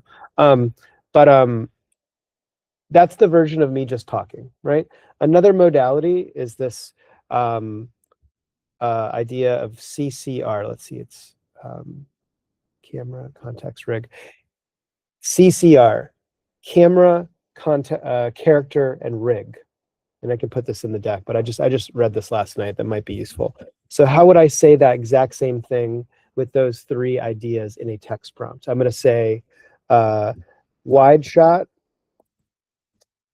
low angle maybe. So I'm talking about the camera positioning, character, 2 mice, 2 white mice sitting in a bistro in Paris, in a cheese-themed bistro in Paris.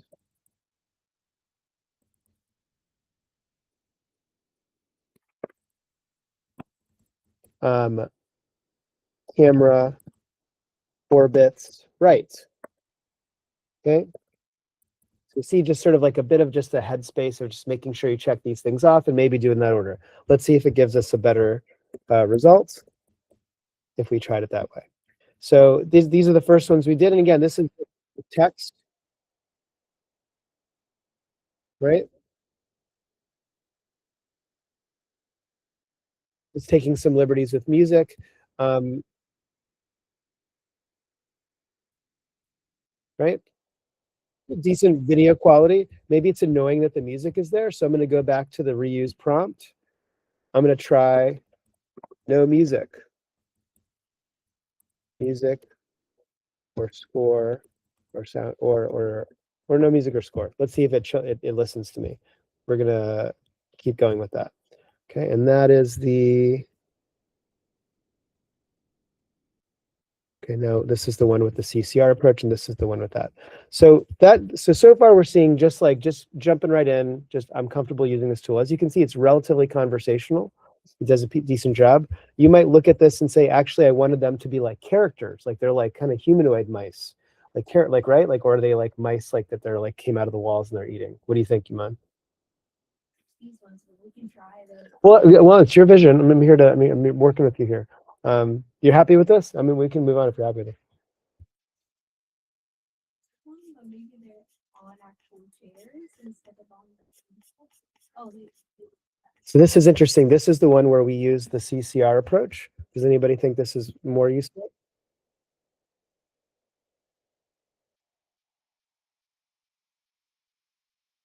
It's, that's somebody's precision. Obviously, I put more thought into the camera movement because I remembered to, because I knew that the rig was a checkbox. So that's maybe a modality that works for you guys. And then this is the one where I told it no music or score. Let's see if it listens to me. Okay. If you get annoyed at things like that, like you might say, I think there used to be this thing that dialogue sometimes would come up with subtitles and stuff. Just get into the habit of, if there's something you don't like, either there's that edit thing where you can sort of edit the video, or when you reprompt it, use a negative prompt, like tell it what you don't want. There's the positive prompt, and then there's a negative prompt, which as you get into like comfy UI and stuff, that's a bigger headspace. So I think you're seeing there that, look, they're all pretty good. VO is a really good model. This has a little bit more layers on the camera work because we use that CCR technique. And this is where we got to see what happens when we remove the score.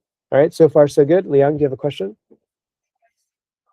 Human, like personified characters. Totally. I'm kind of just trying to focus on the modalities now, but let's do one more. Let's do a human one. What's a character you want to do? What's that? Sure. So give me a conceit. What's the world? So a mouse like man. Okay. But actually maybe a human because of their lip sync thing. It's easier when it's That's fair, yeah. So How about a human with a mousy face?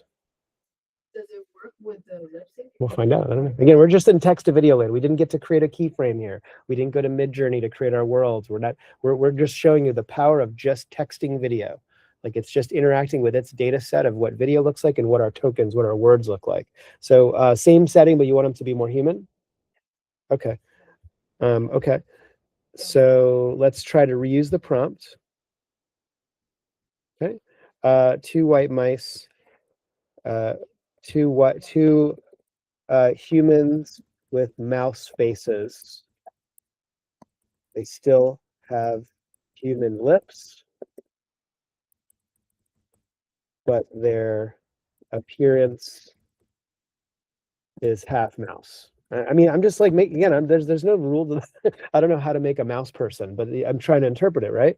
And they're sitting in bistro, and then now we're adding dialogue. The character on the left says what?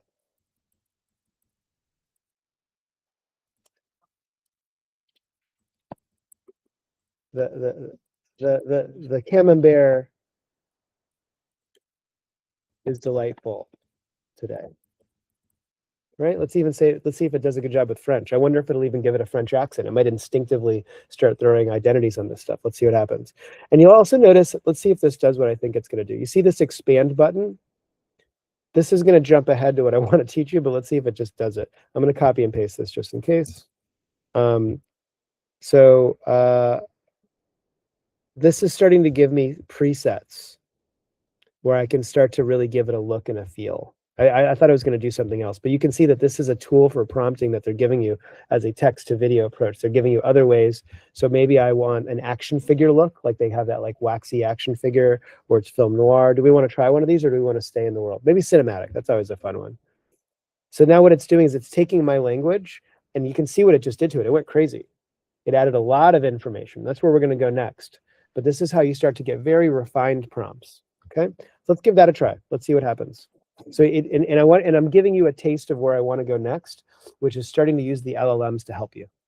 Okay, so let's see where this goes. While this is going, let's try what I was going to do. So option one, for people that really like ChatGPT, this is very useful. It's still like your home for all language related issues. If you go to the Explore GPT's place, and you can see, remember we might have talked about this earlier this semester, this world of these kinds of like fine-tuned processes. I can literally type in just about any, I can say Midjourney prompter, like if you guys are getting frustrated with Midjourney. Like there's GPTs for Midjourney prompting. See, here's a bunch of them. I would always take a look at this detail. You see how this has 800,000, a million, 25. As you go down, you'll see that there's some like randos that have like 10 reviews. Use the one that a lot of people use. It's just easier. So for example, if I want some help making Midjourney prompts, I have a dedicated GPT to help me with that. I think now it's gotten more sophisticated, but people that I know that are very pro, like they literally have a GPT for every single video model they use. They have a Luma Ray 3 prompt generator. They have a Midjourney prompt generator. Because they just let the robots talk to each other. And they turn this to the conversational tool of like, I'm going for this. How do I get that? And then this tool does that. So let's try a VO 3.1 prompt generator. I'm just showing you, I'm just going to go find some random thing. You guys can do the same thing. And you can also learn how to do this yourself. But here's a decent one. Actually, that doesn't have a lot of, maybe, let me see if I just say VO3. It does better. All right, now we're up. Here we go. That one's a little bit better. That's image text. You can see there's a JSON one. We're going to learn about that in a second. It doesn't really matter, but I am encouraging you to make better choices than I'm making. Let's see if I just do this one. Yeah, this is probably fine. Let's try this one. Whatever. They're all about the same. All right, so then you open it, and then this becomes a way to fast track. Somebody has spent some time optimizing this, and then you can decide for yourself if it works. I'm going to just cut and paste what we did before, like just like that prompt that we built just now, Leon, and it's going to just turn that into a new prompt. Okay, now you'll notice actually the thing that it has defaulted to is what we can learn a little bit more later. It's a JSON style prompt. Okay, which is one of the big sort of like real nerdy deep cuts. It's not necessary. Some people even think this is kind of nonsense because of the hype because it looks like, oh my God, I've cracked the code. But it really is just a structured prompt. Like all it really is a very structured way to prompt something. The thing that's worth noting in this is all these categories then start to break apart the prompt. So then when you get a result, instead of having to just retype it into infinity, you might just go back and just tweak lighting. Like maybe I liked everything about it, but I just didn't like this one part. You see, so that's sort of the point of a structured prompt, and that's basically what a JSON prompt is doing, is just creating a hyper detailed. And you can see that the context window is huge. Like it's not going to run out of text inside of it. So this is another way to do it. So I'm going to cut and paste this. And again, I just went into ChatGPT just now, and I'm going to go right back into Flow. Let's see how we did. Now we got human faces. Let's see.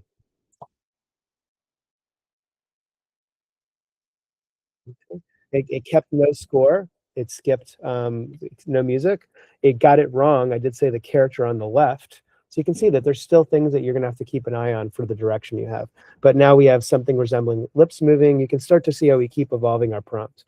I don't know what this is. It's the mistake. I don't know. So now we're going to take what ChatGPT gave me, which was its interpretation of the same prompt. And let's see how that does.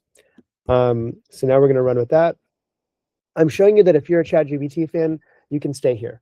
I personally think Gemini starts to get a tighter circuit loop on this. And you might even notice that inside of Gemini, I can make VO3 videos here.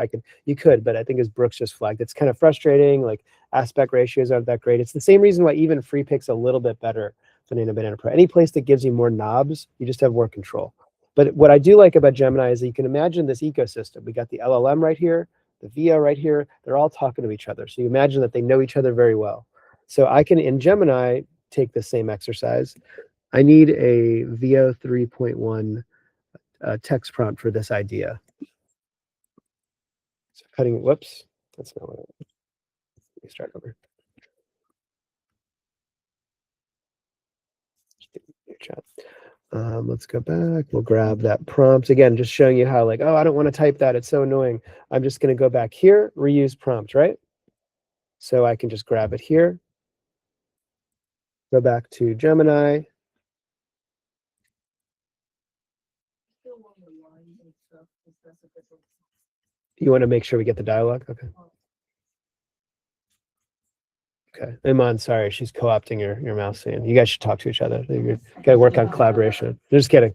Totally kidding. All right. So this is what the ChatGPT possibly optimized version of my prompt is.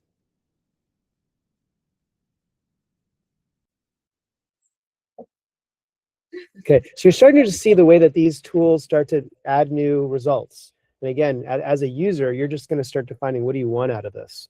Maybe we're very happy with the very intuitive, simple take of 2 cute mice.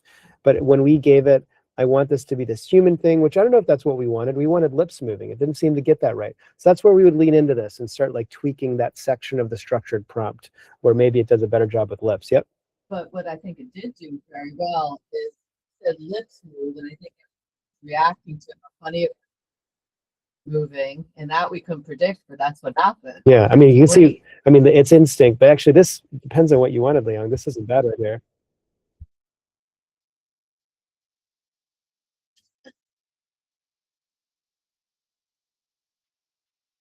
I mean, those are great lips moving for mice. I'm just saying, usually animal, you saw in the trouble you had before.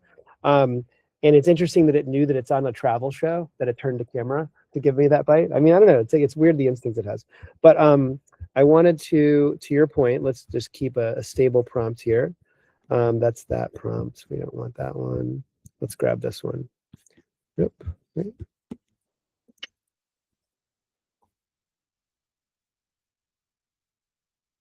Oh, where did it go? Oh, this one. No, that's the. We did one where I was just like. And then this is like a weird glitch. It gets annoying when you're like, I don't want that. You see this clear prompt button. That's how you get it to go back to 0. Where was the shot of them talking, to your point? I'll just go back to ChatGPT. All right, I'm just going to grab it here. Okay, so we're going to test make me a VO 3.1 prompt of this idea. So again, I'm just talking to this like my homie, like help me out here. I need you. And again, it's your assistant. It's here to help you. If you have very complicated needs, sometimes you can switch which Gemini model you're in. So if you're doing like building like a business report, you might want to be in pro mode. I think for this, you're probably okay and fast. And now you'll see how does VO3 talk to itself here. And this is what's annoying about Gemini. God, I hate it when it does this. It just starts making a video. All right, so let's cancel that. I find thinking to be 10 times better for both ChatGPT. Let's try that. I don't ever use Fast anymore for anything. Let's try that. Why is it making that weird noise? Can you help me create a text prompt off of this idea that I want to use in the VO 3.1 video generator? Let's see if it does a better job. Stop being so clever.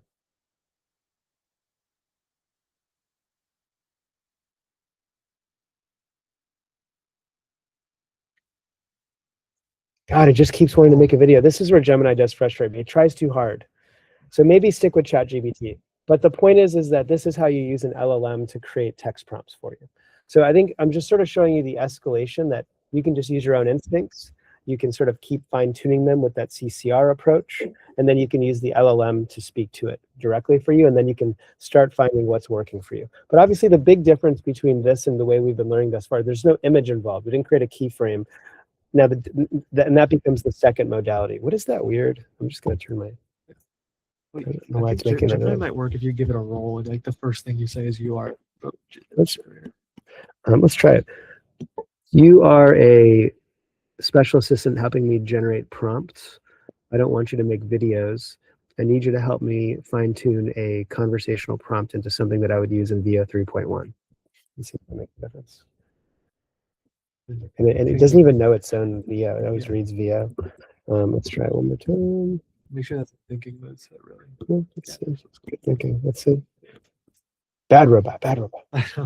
Keeps making mistakes. Yeah, I find that Gemini is still in a phase. It's almost like a hyper high functioning kid that needs to be directed a bit, and this is annoying. It really wants to impress me. So a little bit of a glitch, and that's annoying. I would use ChatGPT if that's an instinct of yours to sort of generate a better text prompt. You'll also notice that that's basically what FreePic does in this case. If you remember, when I go to video generator, I can drop in a prompt, and then that's what this button is. You see prompt editor? It's doing the exact same thing. It opens up this function that I can enhance my prompt. I can even have a conversation with it about what I'm trying to go for, but then I can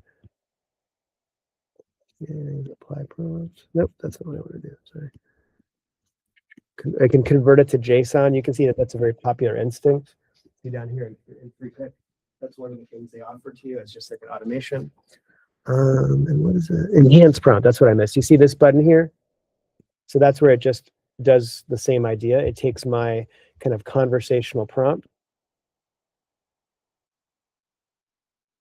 and then it turns it into a much more sophisticated prompt. So I'm just showing you different places where this functionality of the humans kind of just being there as chatty partners, but the robots doing a better job of kind of guessing what you want and giving more precise instructions.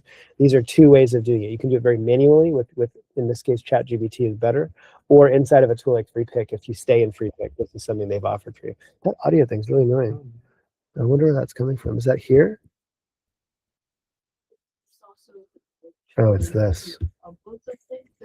What does it do? How can we use that? It's what I just showed you. So in FreePic, I chose to enhance the prompt, and it took my, sorry? There's a button there where you can actually upload something. Right, like I could work with my prompt. I could give it more references. I can sort of really, like this is almost like, if we're spending this much time creating images, this is how much time I can spend creating a prompt. Like I can give it more data of what am I going for. Like I get, you're going to get your results. You got to start experimenting with it. Again, I'm showing you, I'm starting at the most simplest end of the spectrum, which is just text to video.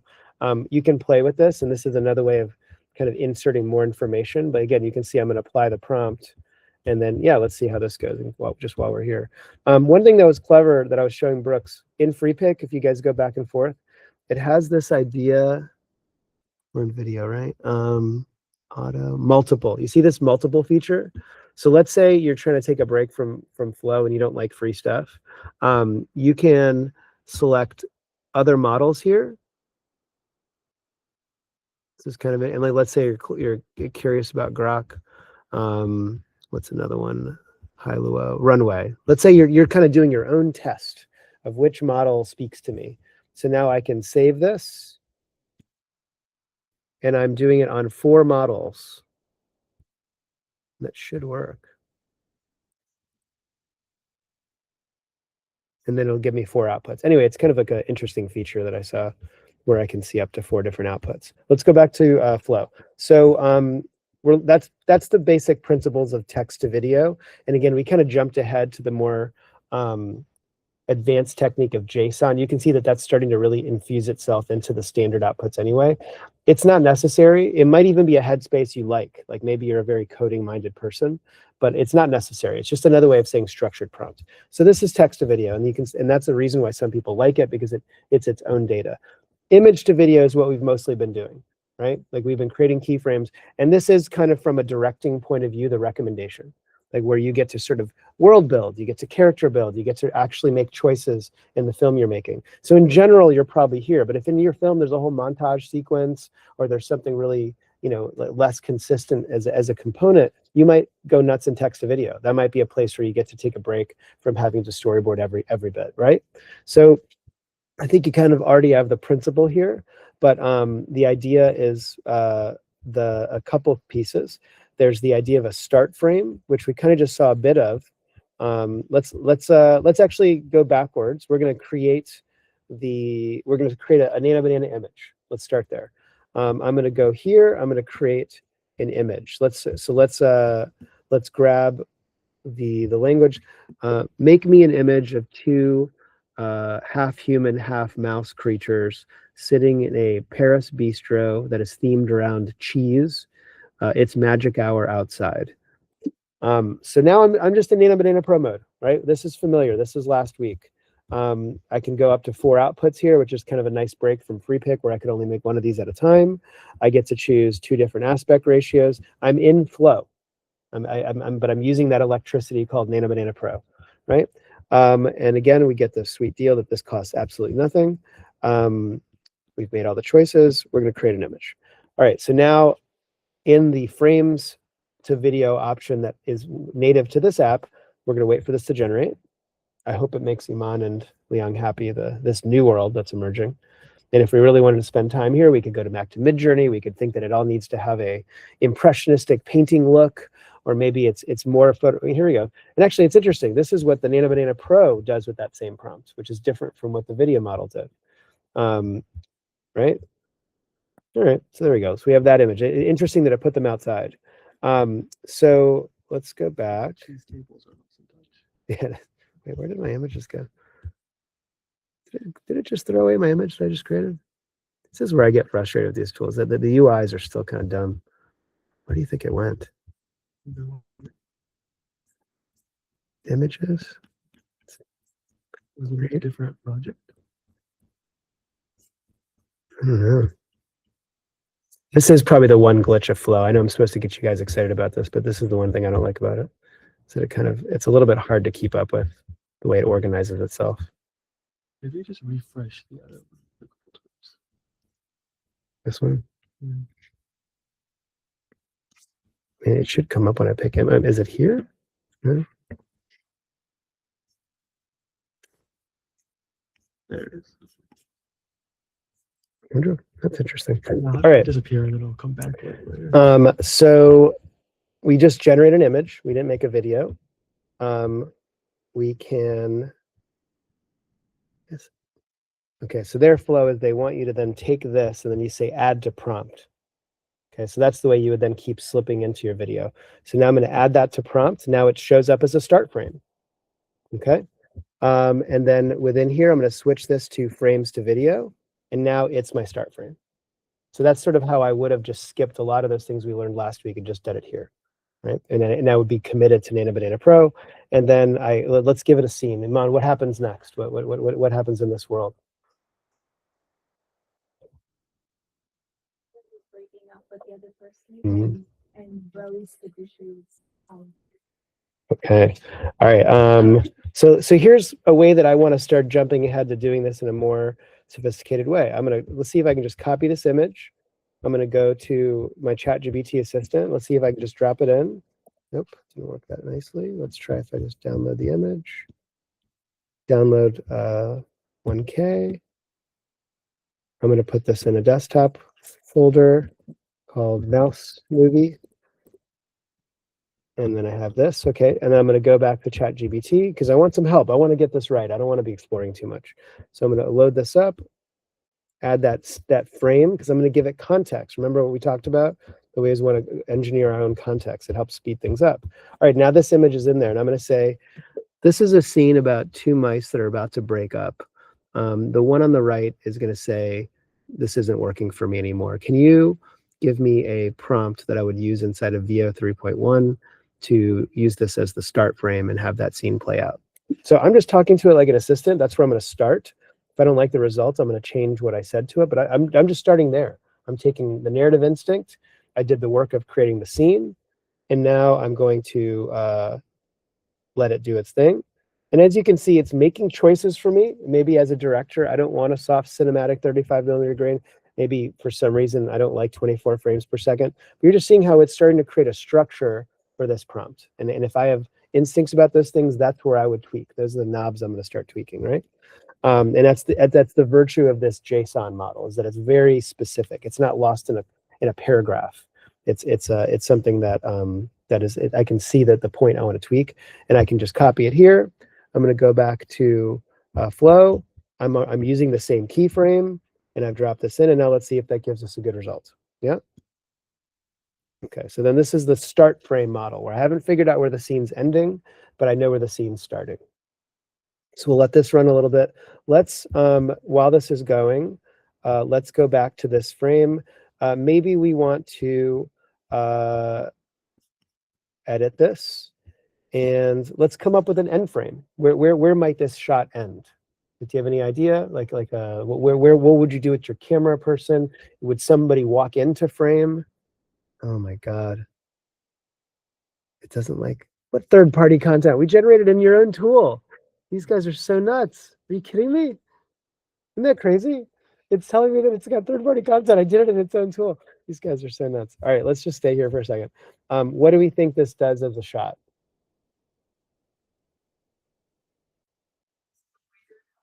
Okay.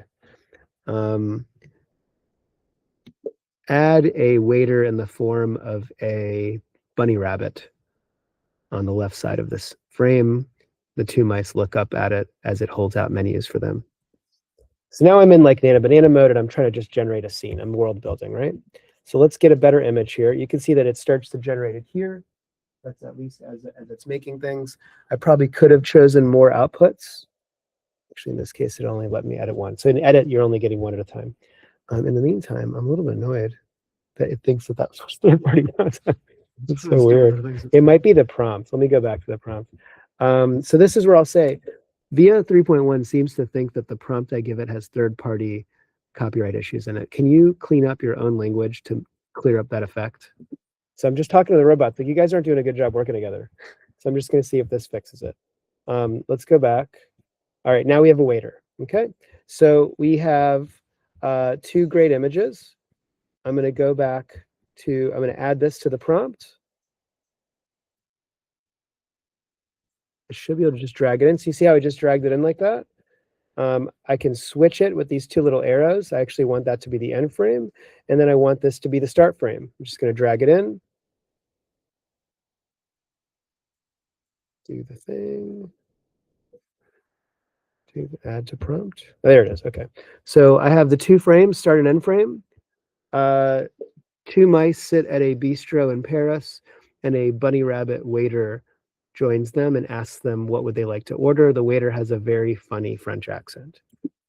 I didn't even give it dialogue, but I described a scene. Let's see what it does. And again, let's get lots of options. We'll get 4 and we'll keep going.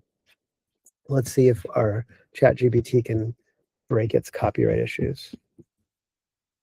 I'll try this again. And I'm going to use this frame. Dropping. What's that? Are you intentional on a lower priority? I might be giving you issues. Switch it. Well, it's because I was going fast. Yeah, we'll do quality. I'll do fast. Yeah, try it again. I'll do a few of these. All right, so you're starting to see the way that we're now shifting into a world-built atmosphere. I'm creating a keyframe and I'm using it as my start frame. And we're also seeing the way to do a start and end frame with that last one. And we're also seeing how I was able to do that within Flow. I was able to create my second frame using its ability to have Nano Banana Pro. Does that make sense? So it's starting to bring together some of these principles and showing you the way that this one interface is trying to put it all together. And again, if I want to remember what choice I made at the bottom of the prompt, it shows me the frames that I brought in. It lets me pull up the prompt that I used. Here, one of these has 2 frames, doesn't it? That one's 1 frame. Oh yeah, and this one has the 2 frames. All right, let's see how it did with the rabbit.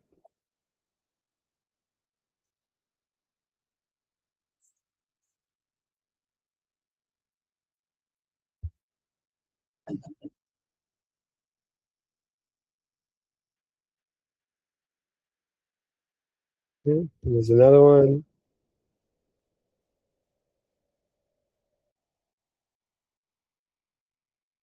Okay, and there you can, and again, you can see I didn't give him those words, but I described the scene, and it's getting us there. And again, if this is even just a previs tool, just to kind of figure out the scene, maybe this is the version of my like improv room where I'm working with my actors to see where the scene's going. You can just see how quickly it's getting there, but most importantly, we're using frames to video as a modality, which is going to be native to all other models. When we go to free pick, oh, here we go. Here's 4 different models. Let's see how this did. This is, which model? This is Kling doing the same thing. No audio on this. How do I hit play? It's interesting to see that they all have different aesthetics, right? This one is,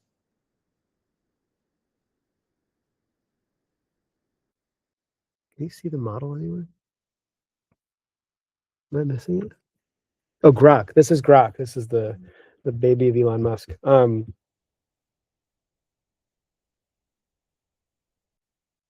I actually kind of like the VO. I think the VO's got like an interesting aesthetic here. And this is CDance 1.5, which is the previous version of, and you can see this doesn't come with audio.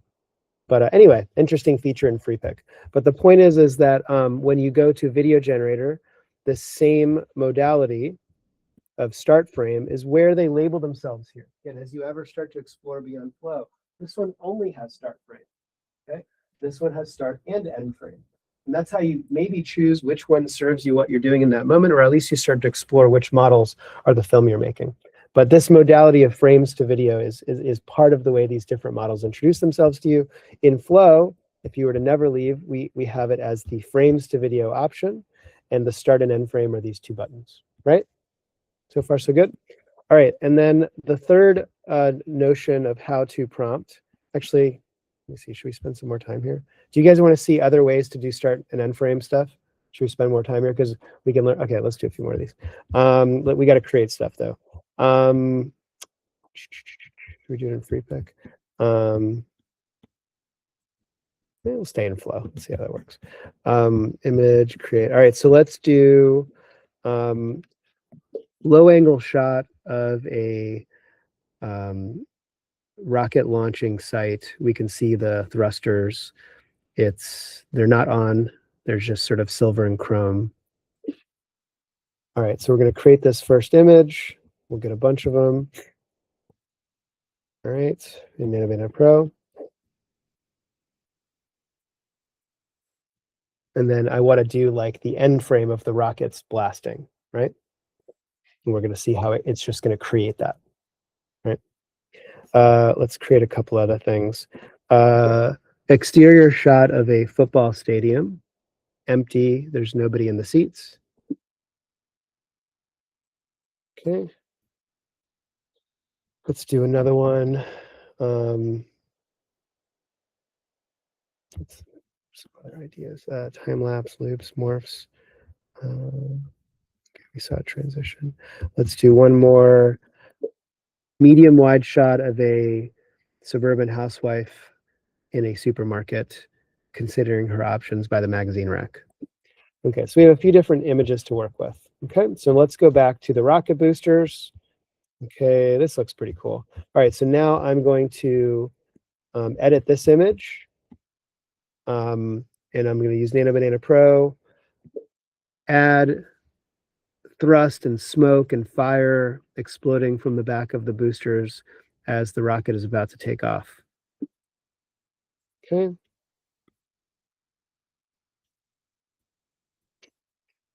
And we will add this to a prompt. I really hope it lets me keep the other one. Where'd it go? I thought I was creating it. Oh, there it is. Great. Add to prompt. Okay, so this is pretty nice. And you're starting to see how quickly this starts to work as you get familiar with it. So it's adding the thrusters. Okay, and now we're going to create a video, frames to video, start and end frame. It immediately applies those two things. Rocket is preparing to take off, the thrusters launch, and then it exits frame. Okay. So I didn't spend a lot of time perfecting my prompt. I didn't spend a lot of time talking about camera, character, and rig because it's kind of implicit to the photo, right? The keyframe itself is the idea.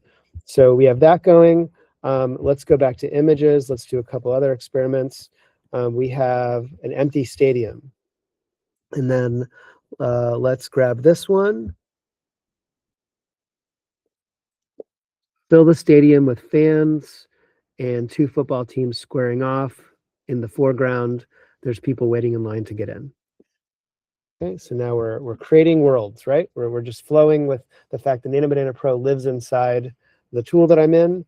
I'm going to go ahead and add this to my prompt.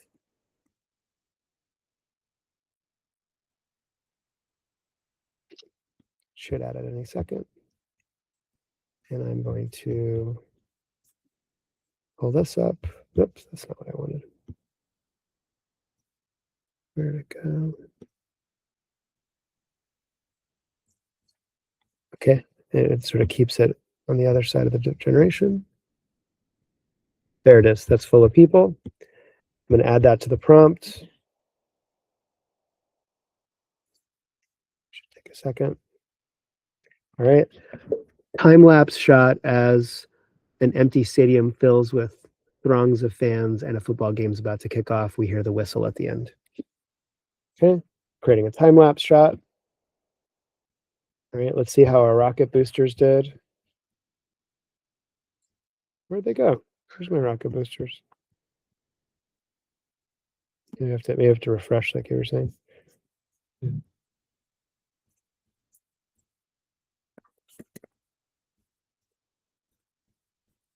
I think it said it failed because of copyright.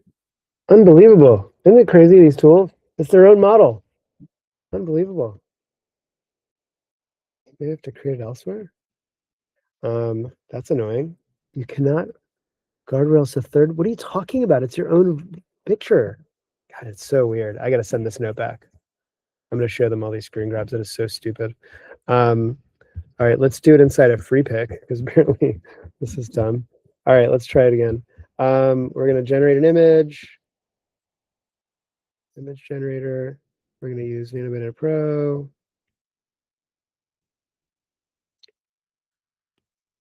Okay. Low angle shot of a rocket preparing to take off. The boosters are clearly in the foreground. They are chrome and shiny, and nothing's coming out of them yet. Okay, so let's try this again. And this was just annoying. In free pick, I only get to do one of these. Maybe if I do that, I only get to do one of these. All right, we'll do this now. Did any of these work? I think everything's copywritten. I gotta send them back that note. That is super weird. That makes absolutely no sense. I'm literally trying to showcase their tool doing its thing, and it's telling itself it has copyright issues. It's all kinds of stupid. It's corona conscious. Like, but it's like, I don't know, it's strange. All right, and then let's do this, and then we're gonna edit this image. I know it's not 16:9, but I want to get going. Add fire and smoke and explosions coming out of the back of the boosters as the rocket prepares to take off. Make sure I'm in Nano Banana Pro. Okay. Are you guys getting to play on your own while we're doing this? Great. It's not fun watching cakes get made on these cooking shows. I gotta come out with the cooked cakes. That is so weird that it doesn't like it. Those are the most generic images. I think it might be, try downloading the images instead of clicking add to prompt, because it said it's a prompt issue, not a image issue. Because normally that's a different message than you get when you normally like give it a copyrighted image. Yeah, I guess. I just tried downloading start end of like the rocket and see if that fixes the problem. I think it might. Sorry, what? Try downloading the start frame end frame of the rocket and see if it What's works. weird is where did the original image of the rocket go? I guess it's here. It should live within the wait, go back to the one with the flames. I think if you click on it, it shows you the train. Here, let's try this. Rocket 1.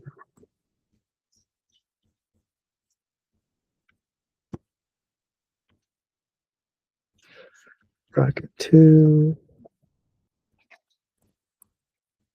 All right, let's try this again. Create frames to video.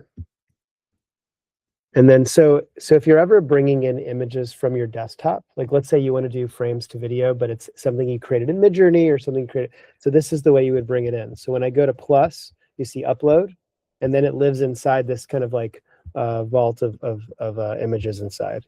Let's see, is it here? Yeah, okay. Let's see if it works differently this way. Okay.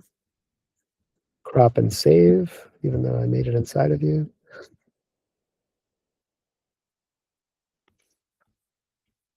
Okay.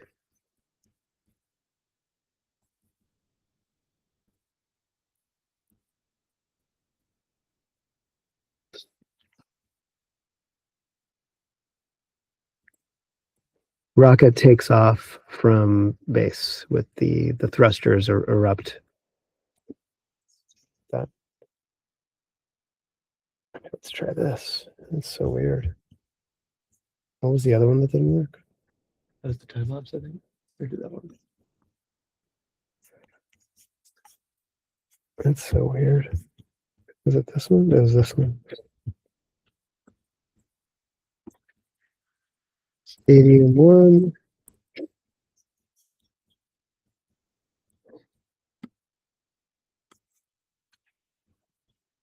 It doesn't like it. All right, I'm super angry with them. We can do it. Okay, I think we were able to do it. Save.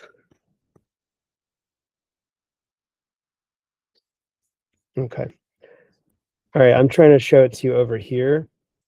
Oh wait. Good. I'm gonna do video generator. I'm gonna do 1.5.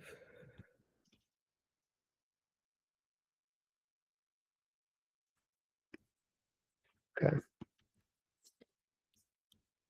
Rocket taking off. Let's see. All right, that's annoying. All right, let's do another one.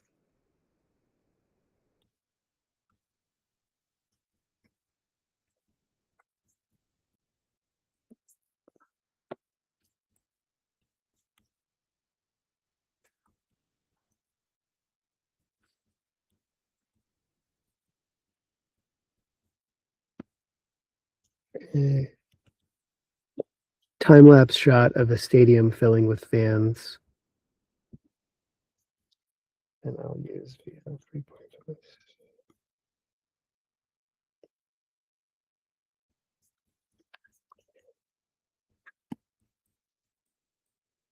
All right, we'll get it over here at least. And none of these are working. All right, this one did work. Let's see. All right. So you get the idea that I would run this like 10 more times for it to be the exact thrust explosion that I like, but that's the principle. Like I took the exact same image, I was able to Nano Banana Pro it, and then that start and end gives me the imagined action. So this is like obviously like pretty expensive thing to put in your movie. Otherwise, I don't know how you would ever get this shot in a regular USC movie. But that's the idea. And that's where you want to start imagining these things. Like, all right, if I wanted to do that, I could just text prompt it. I could just start frame it and hope it figures out what I want, or I can tell it what I want it to look like on the back end. And to Samuel's like technique that we saw in his video, you could then start thinking about this as a way to create a single take, right? You could start to create like an endless single oneer, as we like to call them. Let me see if these are working. Some of these are working.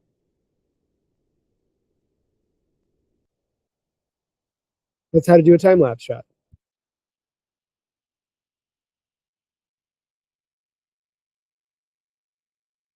And again, assume that even the best of us run this like 10 or 15 times so they get exactly what they want. If there's something you don't like, then that's going to go into your negative prompt. That's where I'm going to say, actually, there's too many people here, or I don't want the sound of the crowd. I want like quiet because I'm going to put my own score over it. That's the negative prompt business. But I'm just showing you the functionality of how you would create a time-lapse shot, right?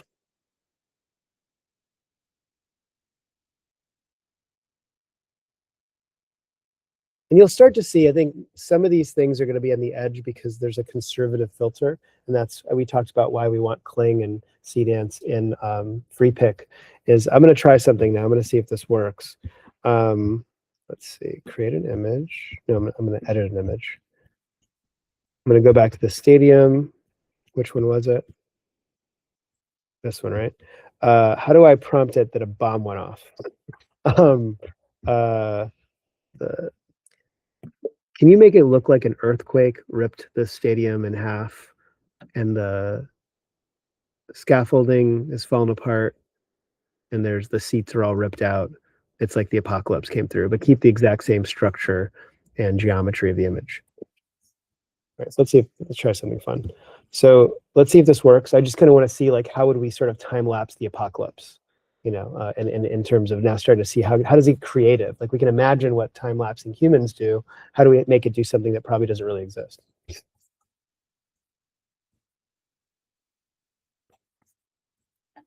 Does it seem like it did work when I pulled it off the desktop? Mm-hmm. That's interesting. So there's a glitch on its ability to use its own generated images. Yeah, because that's so weird. That's really strange. Yeah, the download fixes it, which is weird. That's super weird. I mean, it's good that there's a workaround, but Yeah. So Strange. good on Brooks. So the workaround, I'm gonna tell Google that this is a glitch. The workaround here, that weird feedback loop it was giving me that didn't like its own images, is to download it physically to your desktop, and then bring them up as frames that you're uploading. So it seems like it's working now.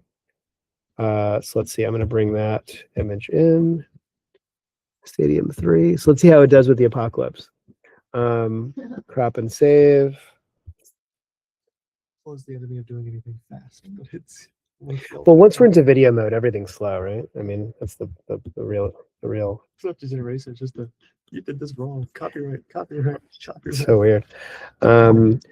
Time lapse transition where thunderstorms and fires happen over a period of time that eventually leave the stadium in this decrepit state, as if the apocalypse came to town.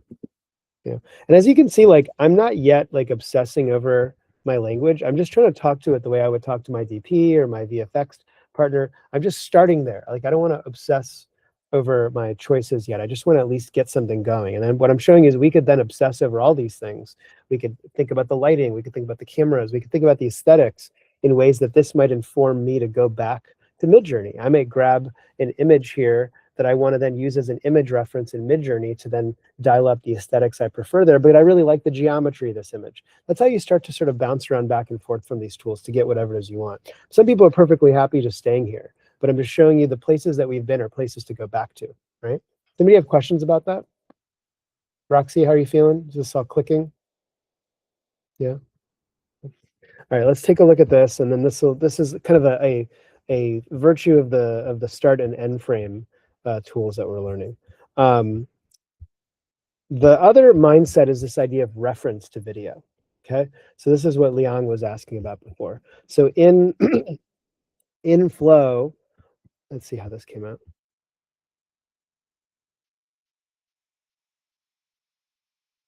It's a little weird.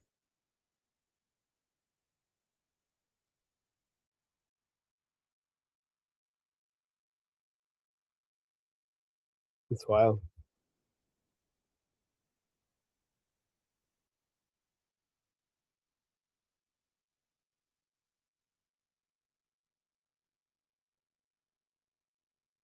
I think if it were me, I'd probably like create intermediary keyframes. I'd probably like maybe build it a little bit smaller because it's trying to figure out a lot. Like what does it even mean what I just said? But it's interesting. It's able to do something. So inside of here, there's the ingredients to video, right? So let's try to go back to the mouse scene and let's create ourselves some different assets. So I'm gonna maybe just use Gemini right now. I'm just kind of messing around. I want to make a scene of mice that are hanging out at a Parisian bistro. They're half mice, half human, and the Parisian bistro is like cheese themed with all of its artwork. And the backdrop, they're sitting on the sidewalk. The backdrop is a very classic kind of like Latin Quarter, section of Paris. So can you break this down to me in assets? I want character sheets for the mice characters. I want a sort of a very pink petticoat outfit for one of the mice. I want like a very nice tuxedo outfit for the second mouse, and I want like a really nice landscape shot for the exterior. And I want to treat these as separate assets. Can you just walk me through how we're going to create those as separate assets? Don't create the image. Go ahead. Just don't be too overzealous. Let's see. It's probably just going to make the image. It's very excited, this tool.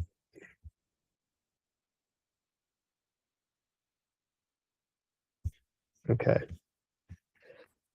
Make me the character sheet of the two individual characters separately. Okay, so again, I may have spent a lot of time in Midjourney designing these characters. I may have spent a lot of time, pulling references from, art that I've created, maybe even hand-drawn art of characters. But, for now, I'm perfectly happy with this.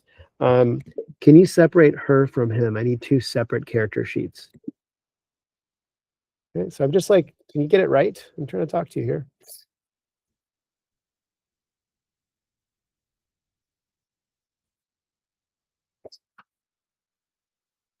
It's just not doing it. Extract the mouse and the dress and give me multiple points of view expressions, angles of her body. I don't want the tuxedo mouse.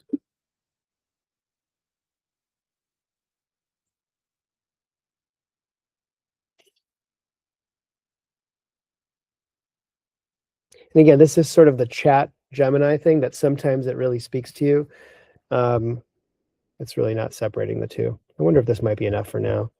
Hmm.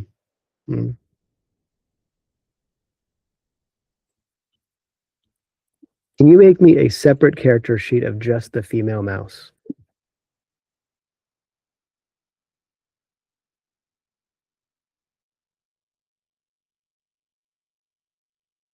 Okay, it's possible I'm asking it to do too many things, but usually it can handle all this stuff. All right, there we go. Now we're cooking. All right, can you make me a character sheet of the male mouse? Did sneak in the male mouse in here, which is annoying. There it is. Seems to be overloaded.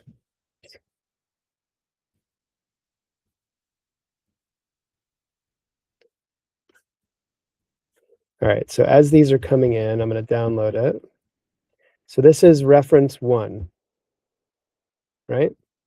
So female mouse. And then this is male mouse, which they really, it's not like that. I mean, I probably just Photoshop those things out at this point, but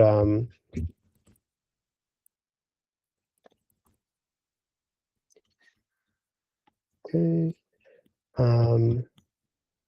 Let's see if I can get away with this. I don't want to deal with it too much. So ingredients to video. So this in theory can bring in lots of ingredients. Okay. It even says, hey, are you making sure you're not bringing in copyrighted material? I will be honest and say no, but obviously you probably could lie to it there if you really wanted to. I'm going to bring this reference.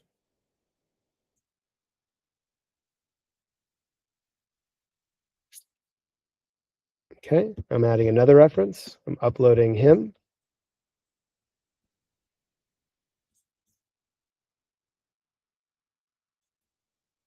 Okay, so again, I'm not using keyframes here. I'm just using information. I'm using information of what these characters look like. Maybe I even grab, for funsies, something weird. Let's put them here. This is kind of a nice looking place. So I have 3 references here. I have a location, I have 2 characters. And actually, it looks like it crops out at 3. So VO3 says I can do up to 3. I think Kling that gives you even more for what it's worth. So I'm going to say a female and male mouse character. They're both semi-human, but they have mouse faces. Walking along a path with stone steps. See, so I've kind of just described in general, but let's see what it does. And again, just the idea, I'm not giving it keyframes. I'm not just giving it text. I'm doing a little bit of both. I'm giving it text plus direction in the form of these references. And now try to imagine what the model is doing. It sort of has a general understanding of world, but it's been directed toward this world of this like stepstone path. And it's being directed towards these characters that I've introduced to it. So this is this third modality of how to generate video, which is that instead of giving it a specific keyframe, you cannot generate, what does it say? Copyright. Well, it's unbelievable. They're both semi-human, but they have mouse. What does it want from me? I don't understand what to do here. I pulled them in as separate assets. Maybe it's because I brought it. No. Was that a separate asset? Yeah. No, it wasn't. We'll try once more with your trick. Maybe it works that way. All right, I'm going to call them tomorrow about this. And then this. And then I'm going to upload it as a file. Let's see. I guess I'll put them in a football stadium. I'll put them in a rocket launcher. Let's see what that's at. 2 characters standing next to a rocket preparing to launch. Let's see what happens here. So ingredients to video.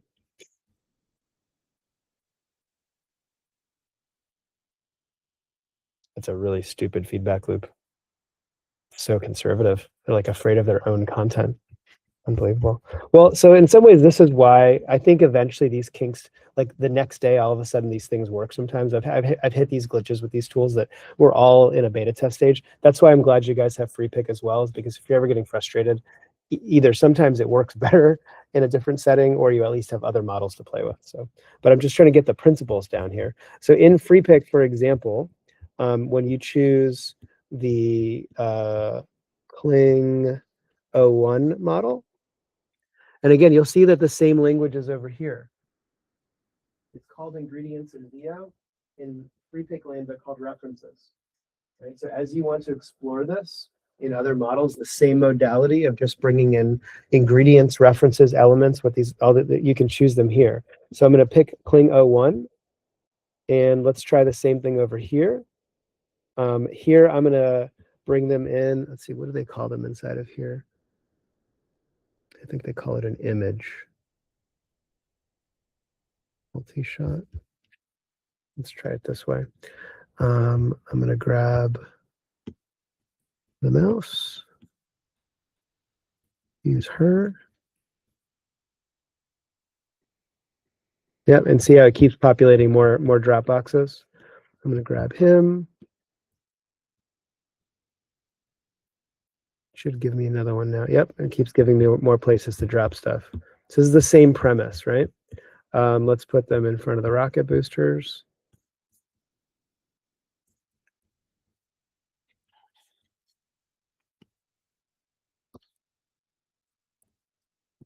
A female mouse character and male mouse character survey the scene of a rocket preparing to launch.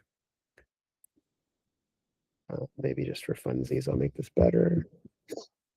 I'll enhance the prompts because maybe I'm being a little lazy. I'm not awake enough for this. Maybe I need to hurry up and deliver this to class, but I want some help, and it's going to give me a better prompt. Okay, and then we'll choose 726. Okay, that looks good. Okay, let's see if we got lucky with our crapshoot here. Okay, there you go. It gave us something.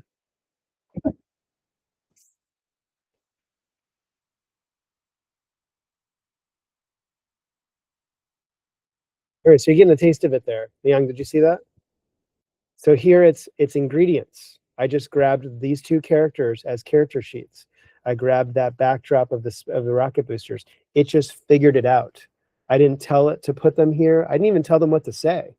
It's just using this in a world mindset of just creating content, almost like it's imagining a space.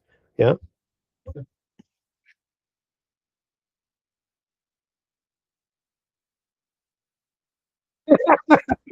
You're about to get blown to bits.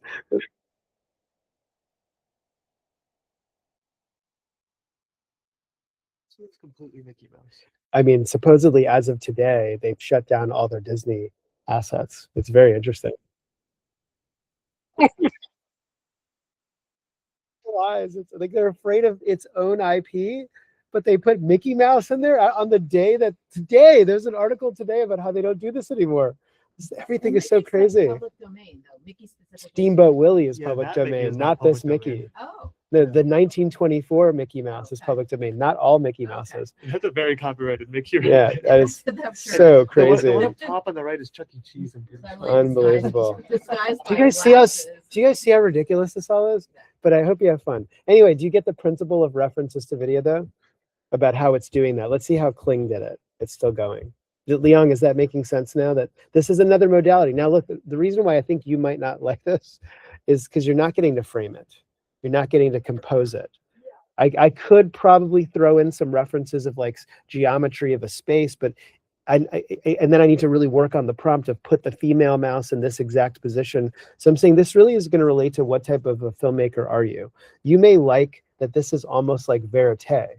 Like I might like do like a spy movie where me and Lauren are like chasing the national treasure and there's like a map or something. And we might create a prop for the map. We might create a prop for that tunnel that we're running through. And we have character sheets of the two of us. And I'm going to be able to just keep prompting those four elements with dialogue. I'm going to tell it to no score it. I don't want to hear that. And I'm going to create a whole scene, but I didn't spend a lot of time composing it. I didn't spend a lot of time framing it. I might eventually go back and say, after I've prompted it, remember in this, I can change the camera angle. I can change it. So it's a different modality is what I'm showing you. Married to the storyboard workflow. No, that's what I'm saying. So to me, the image to video workflow, the frame to video is a bit more of the directorial path. This might be a theater person. Like this might be someone that thinks in terms of actors and performances, and they're not much of a framing person. They just create a world. I got my rocket ships, and then I got my characters, and I got my dialogue. So I'm just showing you that this is which vibe do you guys like, and eventually how you get it to control it to what you want out of it. Ingredients, it's gonna get consistent with every. You'll see, and this is what they're all fighting over, that Kling right now kind of has the pole position of being, by some accounts, the best at this, but they're all doing something pretty remarkable. Now, what you'll notice is that even though we all think it's really funny, we got 4 different mice. One of them is literally copywritten Mickey Mouse. The other one's copywritten Chuck E. Cheese. So this isn't hyper consistent with this technique of that character sheet that we used. It's a little bit messy. So they got edges here, and then you might go back and re-roll this till you get the one that you want.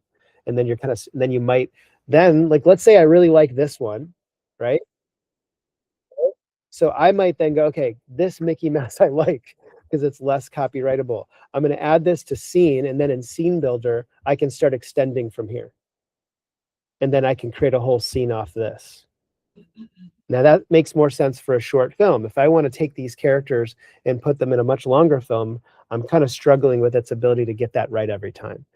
But a human face, it might do a better job with, by the way. I think the fact that we're dealing with kind of like a fantastical character, it's struggling. Bring them to the scene builder, doesn't mean we can also edit the scene right here. No, that's why it's just Google kind of trying to create a tool. This is more of like an assembly tool. It's just that it's kind of clever that I can do this jump to, I can extend, and I can do that, add a frame as an asset. It's a different headspace. It's not very literal. It's definitely not a timeline editor, if that's the question you're asking. I know we're close to the end of time. I just want to make sure those basic principles sink in. And then ultimately, we're not doing this today, but I want to at least introduce it. There is then video to video. And that is sort of where Kling and Luma, for example, are very advanced. Like this is, I'm trying to see if these guys come in. If nothing else, we'll just play with this at the end of the semester. But I might get these guys to come in. This is the Luma Ray 3 model that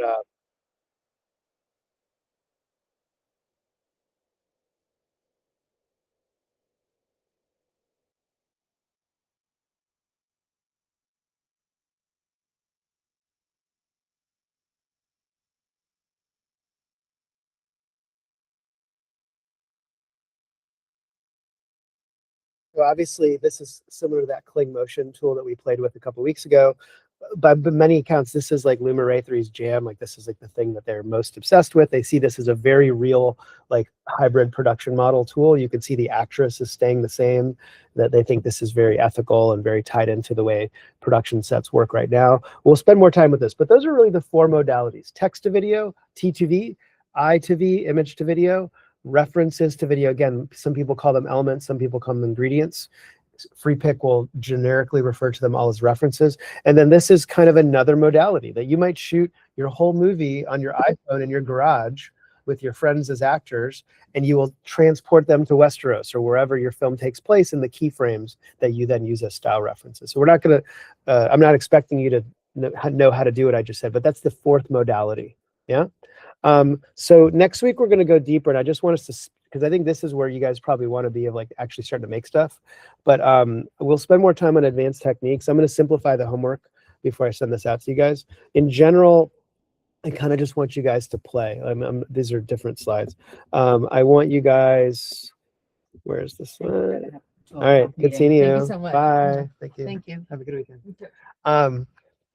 This will be the homework. I just kind of want you guys to play with VO3 and give me feedback on the annoying things it does. I'm sending some feedback myself, as you can see. But I just want you guys to maybe take the storyboards from last week, new ideas. I would probably start veering towards what do you want to make your film as? I think the other nice thing that I might add to this is it might be good to start using this space to pitch. Of like start like getting log lines together. Let's think about what we want to make. But I think to get to our midterm film, we're kind of approaching the end of fundamentals here. We've learned how to like write and prep. We've learned how to world build. We've learned generally how to create characters. And I would encourage you to try talking parts like Samuel did, whether you're just cutting straight to using the model to do it for you, or maybe more complicated intention. And then eventually between this week and next week, like really learning the video piece. We're going to learn a bit of post-production too next week, just things like music and upscaling. But by then, like we kind of have the basic tools. And for what it's worth, when we do Gen Jams, we do everything we just did in 6 weeks, like in 20 minutes. and people just go. So I'm saying I think you are getting generally the groundwork to understand your way through this. Yeah, and some of you are about to hit a wall where it's annoying that it's not giving you what you want. You will break through it. I had a student deal with that last semester, that like he was very gung-ho, but he hit this wall of like, well, I want to do what I wanted to do.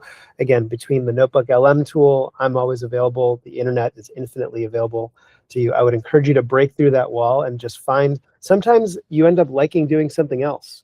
I would say, like, don't let perfect be the enemy of good enough in this journey.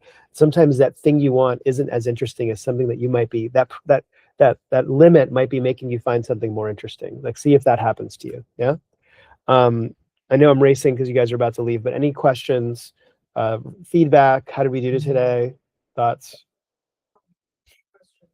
Since we're getting video and also the 11 labs, how do we marry the two? Like, So 11 labs is more of like just a general utility for you guys, especially when you're not using VO3. If you guys have a second, I just want to make sure you know everything else in 11 labs, because now you have a paid version. You don't have the free version. The free version, I really just pointed you towards a couple of things. Free version was text to speech and voice changer. In principle, 11 labs has music. You guys can start making scores and, you know, hip hop music, whatever you want. You have music, you can do sound effects. There are other features here, but you now have it. And I'd say, like, for anybody that doesn't, well, all right, that was me. All right, I think we're done.